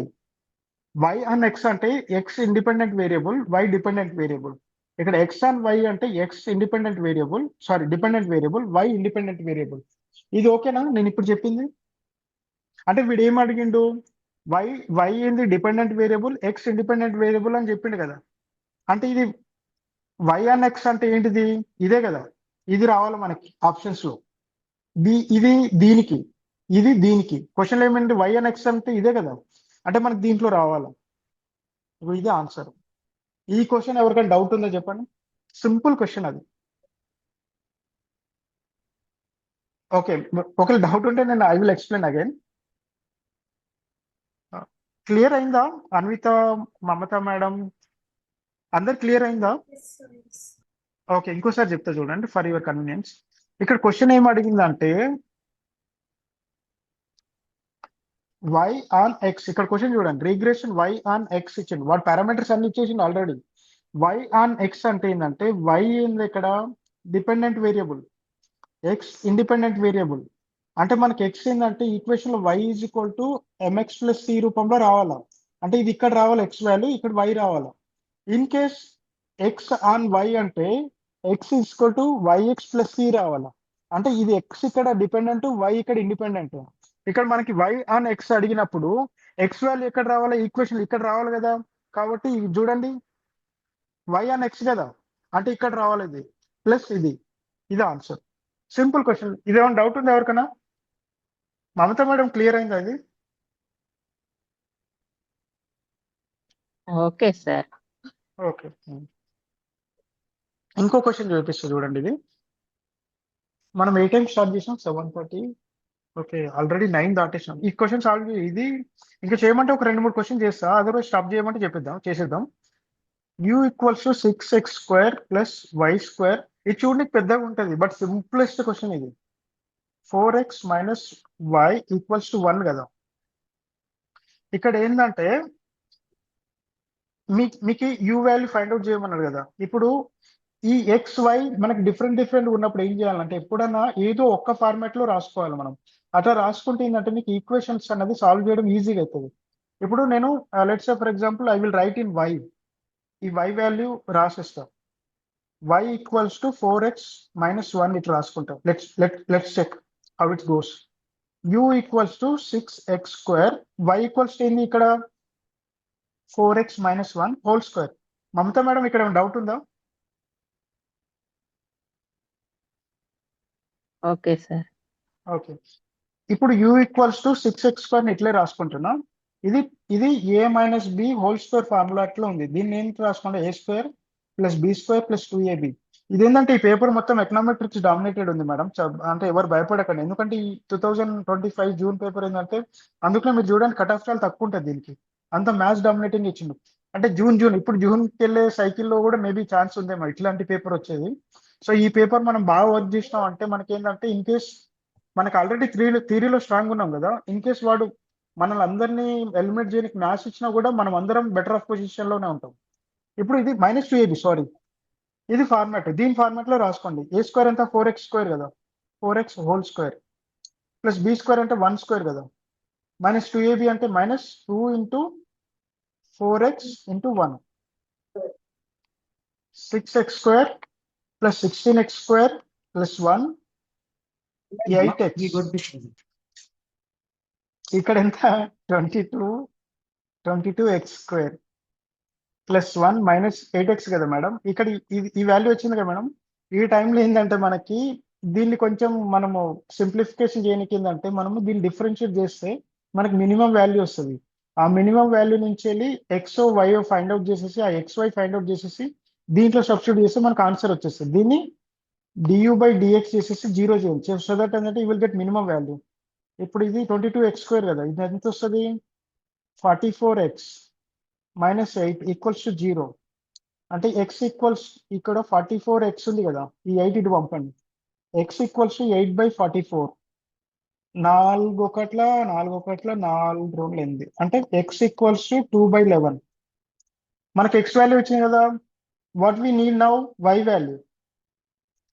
y value రావాలంటే మనం ఏం చేయాలా? ఇప్పుడు 4x ఉంది కదా, 4x minus y equals to 1 కదా. x వాల్యూ ఆల్రెడీ వచ్చింది. 4 × 2/11 మైనస్ y ఈక్వల్స్ టు 1. 4 రోజులు 8/11 minus y equals to 1. y equals to 8/11 minus 1. Perfect. Okay. 8 minus 11/8 ఇది ఎంత వస్తుంది?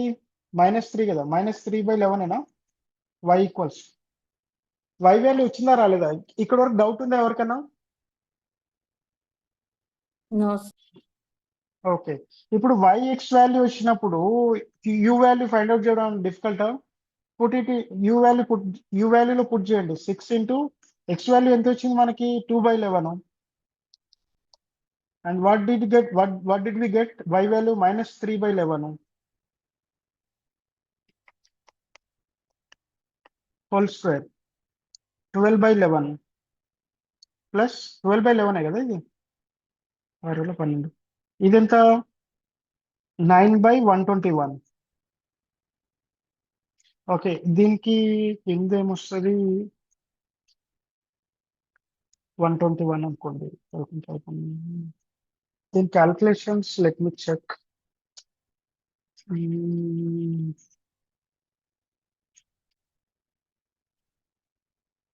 ఈ క్యాల్కులేషన్స్ ఎవరైనా సింప్లిఫై చేస్తారా? ఎవరైనా ఎక్స్పర్ట్స్ ఉంటే క్యాల్కులేషన్స్ లో 121 వస్తుంది. 11 అంటే 12 × 11 plus 9. Let me check. 12 × 11 1 2 1 1 2 1 1 2 3 231 plus 9 4 240 240/121. ఎక్కడో క్యాల్కులేషన్స్ మిస్ అయిందండి. 3/11 y²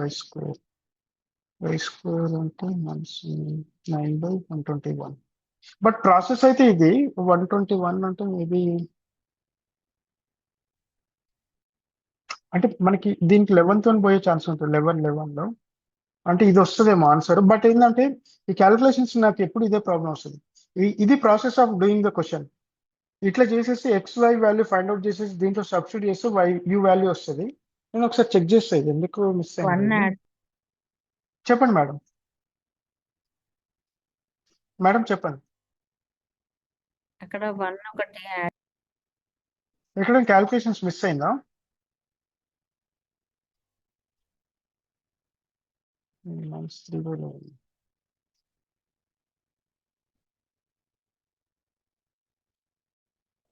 -3/11.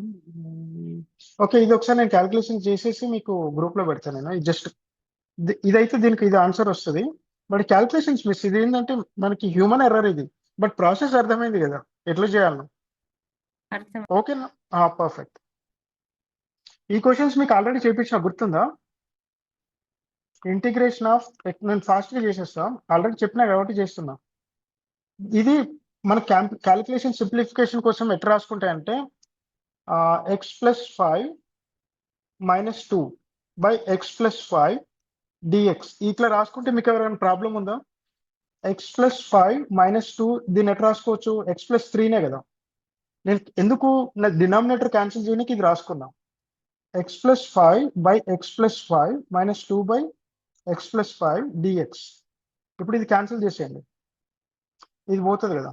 అంటే ఇంటిగ్రేషన్ ఆఫ్ 1 - 2/x+5 dx అంటే ఇంటిగ్రేషన్ ఆఫ్ 1 డిఎక్స్ మైనస్ ఇది రెండింటికి ఇది integration of -2 1/1 plus x plus 5 dx 1 dx ఏమొస్తుంది మనకి వాల్యూ ఎక్స్ వస్తుంది -2 ఇక్కడ 1 log x sorry 1/x of integration ఏమొస్తుంది లాగ్ ఎక్స్ వస్తుంది లాగ్ డిఎక్స్ వస్తుంది same way -2 into log x plus 5 dx ఇది answer plus C x -2 log ఇది answer.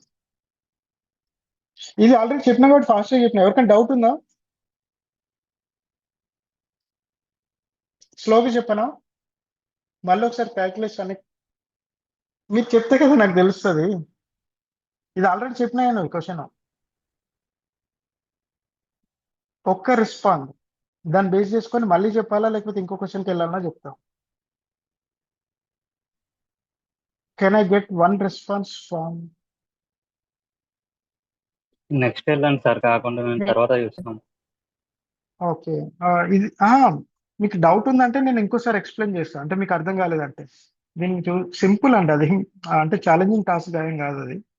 దీంట్లో నాకు ఇట్లాంటి క్యాలిక్యులేషన్స్ లేని ఇంటిగ్రేషన్ డిఫరెన్షియేషన్ రిలేటెడ్ కానీ అట్లాంటి నాకు ఏరియా ఆఫ్ నా ఏరియాస్ అయ్యి క్యాలిక్యులేషన్స్ ఉంటుందంటే నేను ఆబ్వియస్లీ ఏదో ఒకటి తప్పు పెడతాను నా కాన్ఫిడెన్స్.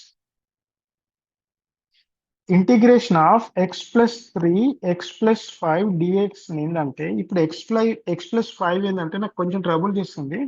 సింప్లిఫికేషన్ కోసం just for simplification x+5 -2 divided by x+5 రాసుకున్నాయి సింప్లిఫికేషన్ కోసం, నథింగ్ ఎల్స్. దీని తర్వాత ఏం రాసిన x+5 డివైడెడ్ బై x+5 రాసుకోవచ్చు కదా, తర్వాత -2/x+5 డిఎక్స్ రాసుకోవచ్చు కదా. ఈ రెండు క్యాన్సిల్ అయిపోతాయి కదా. అంటే ఇక్కడ ఏం మిగిలింది 1 - 2/x+5 మిగిలింది కదా. ఇప్పుడు ఏంది 1 dx - 2 ఇంటిగ్రేషన్ ఆఫ్ 1/x+5 డిఎక్సే కదా ఇది. ఇప్పుడు 1 dx నేమ్ రాసుకోవచ్చు, x రాసుకోవచ్చు కదా. -2 ఇంటూ 1/x అంటే 1/x ఇంటిగ్రేషన్ ఏంది లాగ్ ఎక్స్ రాసుకోవచ్చు కదా. ఈ ఫార్మాట్ లో 1/x ప్లస్ ఏంటంటే 1+x+5 కదా. దీన్ని -2 log x+5 plus C. This is the right answer. ఇంకా అర్థం కాకపోతే ఐ కాంట్ డూ ఎనీథింగ్. ఇది ఈ క్వశ్చన్ ఏంటంటే మనకు వెరిఫికేషన్ మెథడ్ లో చేయాలి మనం. ఇది బడ్జెట్ లైన్ అనుకుంటే ఇది 130 ఉంది మనకి బడ్జెట్, టోటల్ బడ్జెట్. అంటే బడ్జెట్ ని మనం చేంజ్ చేయలేము, బట్ XY వాల్యూస్ చేంజ్ చేసుకొని మనం ఫ్లెక్సిబుల్ చేసుకొని ఇంత రావాలి ఈక్వేట్ చేస్తే. అంటే దీని మీనింగ్ ఏంది XPX plus YPY equals to M. M అంత 130 కదా, PX వాల్యూ ఎంత ఇచ్చింది 4, PY వాల్యూ ఎంత 6 ఇచ్చింది. అంటే ఇప్పుడు ఈ సబ్స్టిట్యూట్ చేయండి, ఈ సబ్స్టిట్యూట్ XY వాల్యూస్ అన్ని సబ్స్టిట్యూట్ చేయండి, మీకు ఏదైతే 130కి ఈక్వేట్ చేస్తుందో అది right answer. For time saving I'm doing this directly. I know the answer but also I'm doing this. 16 × 4 plus 11 × 6 చేయండి, ఎంత వస్తుంది? 16 4 ఎంత మమతా మేడం? 64 అనుకుంటా ఐ గెస్. 64 సార్. 66 కదా ఇది. 64 + 66 10 12 30 130. ఈ చిన్న క్వశ్చన్ ఇది, ఇట్లాంటివి వదలకూడదు. ఓకే, నెక్స్ట్ క్వశ్చన్స్ రేపు చేద్దాము. నేను కూడా టయర్డ్ అయిపోయినా. ఇప్పటిదాకా ఇంట్రెస్టింగ్ ఉండేనా క్వశ్చన్స్ అన్ని లేకపోతే బోరింగ్ ఉండేనా చెప్పండి. ఇంట్రెస్టింగ్ ఉండేనా బోరింగ్ ఉండేనా క్వశ్చన్స్? ఇంట్రెస్టింగ్ గా ఉంది. Thank you ma'am, thank you. ఎవరికైనా క్వశ్చన్స్ ఉన్నాయా? మమతా మేడం ఏమైనా క్వశ్చన్స్ ఉన్నాయా? మీరు చెప్పేది నేను ట్రై చేస్తున్నా కానీ మధ్య మధ్యలో నేను ఆటోమేటిక్ గా స్పీడ్ అయిపోతున్నా మేడం. అది నాకు అర్థం కావట్లేదు. అదేం మేబీ అది నా ఫ్లో డెలివరీ అయ్యి ఉండొచ్చు. ఒక్కొక్కసారి మనకి ఏంటంటే దాన్ని ఏమంటారు, ఆ ఎమోషన్స్ డెలివరీ ఆఫ్ ఎమోషన్స్ ఏంటంటే ఆ పికప్ అందకపోతే నేను తప్పు చేసే ఛాన్సెస్ ఉంటాయి. మేబీ అది రీజన్ అయి ఉంటుందేమో. స్పీడ్ అవుతున్నానా ఏమన్నా? అదే సార్ మధ్యలో వస్తుంది మెల్లగా మీకు మేడం అలవాటు మీ అయితే. ఏజ్ గ్రూప్ వాళ్ళకి కాకుండా నేను ఇంకోటి చెప్తా. ఈ ఏజ్ గ్రూప్ వాళ్ళకి ఏంటంటే క్విక్ లెర్నింగ్ లేకపోతే మేము రేస్ లో ఉండం. క్విక్ లెర్నింగ్, మనము స్లో లెర్నింగ్ అన్నారు కదా, నేనేం చెప్తా అంటే క్విక్ లెర్నింగ్ చెప్తా నేను. ఆమె క్విక్ లెర్నర్ అన్నది మనకి స్కిల్ పెట్టుకోకపోతే వాళ్ళకి ఏంటంటే ఇప్పుడు ఏదైనా ఇప్పుడు కరెంట్ జనరేషన్ ఏంటంటే ఇమ్మీడియట్లీ ఏదైనా నేర్చుకోకపోతే విత్ ఇన్ టైం ఫ్రేమ్ లో రేస్ లో పడకుండా మనము అంటే కింద పడిపోయే ఛాన్స్ కూడా ఉంటుంది. క్విక్ లెర్నింగ్ కూడా చాలా important. At the same time slow learning ఏంటంటే మనకి కావాల్సిన దగ్గర స్లో లెర్నింగ్ అంటే ఇది ఫ్లెక్సిబుల్ డైనమిక్ గా ఉండాలి. ఎక్కడ చిన్నగా నేర్చుకోవాలో ఎక్కడ ఫాస్ట్ గా నేర్చుకోవాలన్నది చాలా డైనమిక్ గా ఉంటుంది. ఇప్పుడు ఆబ్వియస్లీ ఇప్పుడు లైఫ్ స్కిల్స్ రిలేటెడ్ ఏదైనా డ్రైవింగ్ స్కిల్స్ కానీ లేకపోతే ఇంకా కుకింగ్స్ రిలేటెడ్ కానీ అట్లాంటి స్లోగానే నేర్చుకోవాలి. ఇన్ కేస్ ఇప్పుడు డ్రైవింగ్ స్కిల్స్ స్లోగా నేర్చుకోకపోతే ఏంటంటే యాక్సిడెంట్ అయ్యే ఛాన్స్ ఉంటుంది. అట్ ది సేమ్ టైం ఇప్పుడు కుకింగ్ నాకు రాకుండా నేను ట్రై చేసిన అంటే మేబీ ఎవరు తినకుండా ఉండొచ్చు, మేబీ కారం అయినా ఎక్కువైపోయి. సో అట్లా లైఫ్ స్కిల్స్ రిలేటెడ్ దాంట్లో చిన్నగా నేర్చుకోవాలి. బట్ ఇవి లివింగ్ స్కిల్స్ రిలేటెడ్ ఏంటంటే వీటిని ఫాస్ట్ గా నేర్చుకుంటేనే బెటర్. బట్ నేను ట్రై చేస్తున్నా, పాసిబుల్ అయినంత వరకు నేను చిన్నగా చెప్పినకే ట్రై చేస్తున్నా. ఇంకెవరికైనా క్వశ్చన్స్ ఉన్నాయా?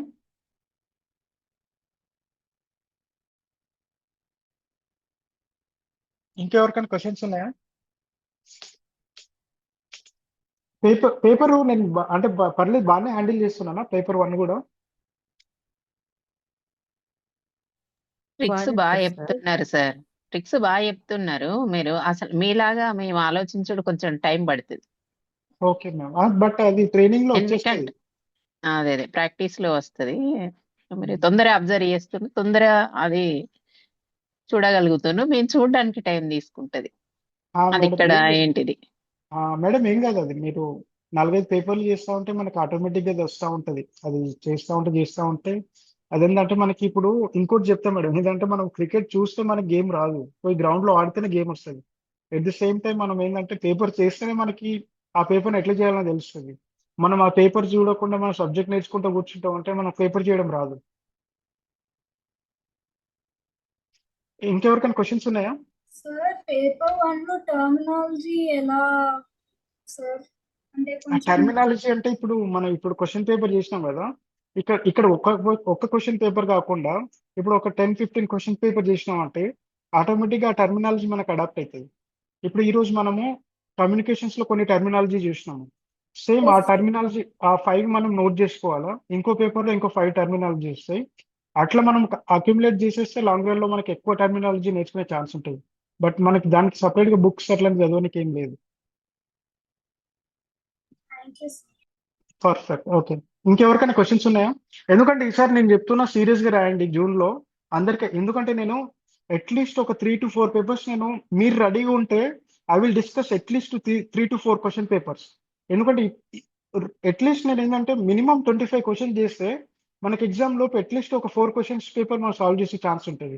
ఆ 4 క్వశ్చన్స్ మనం సాల్వ్ చేసినామంటే ఆబ్వియస్లీ మనకి ఏంటంటే ఆ ఏరియాలోనే క్వశ్చన్స్ పడే ఛాన్స్ ఉంటుంది.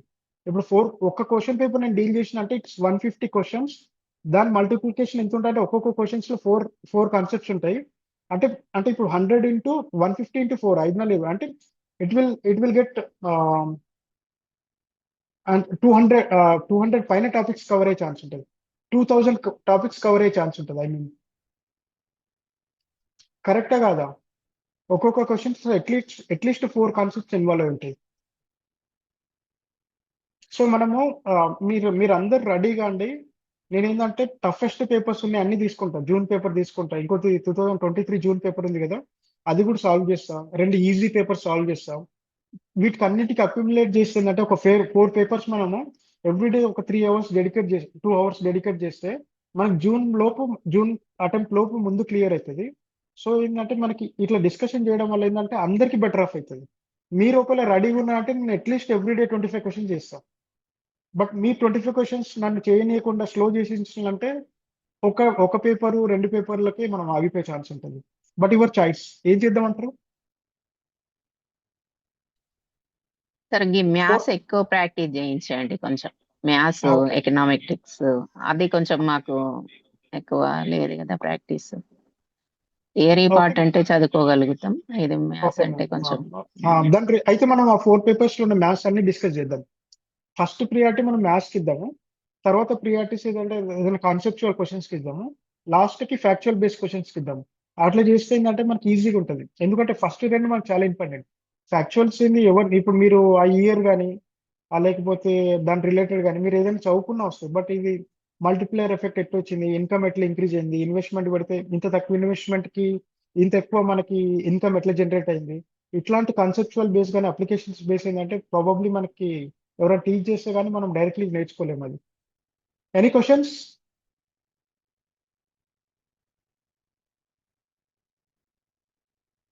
Any questions?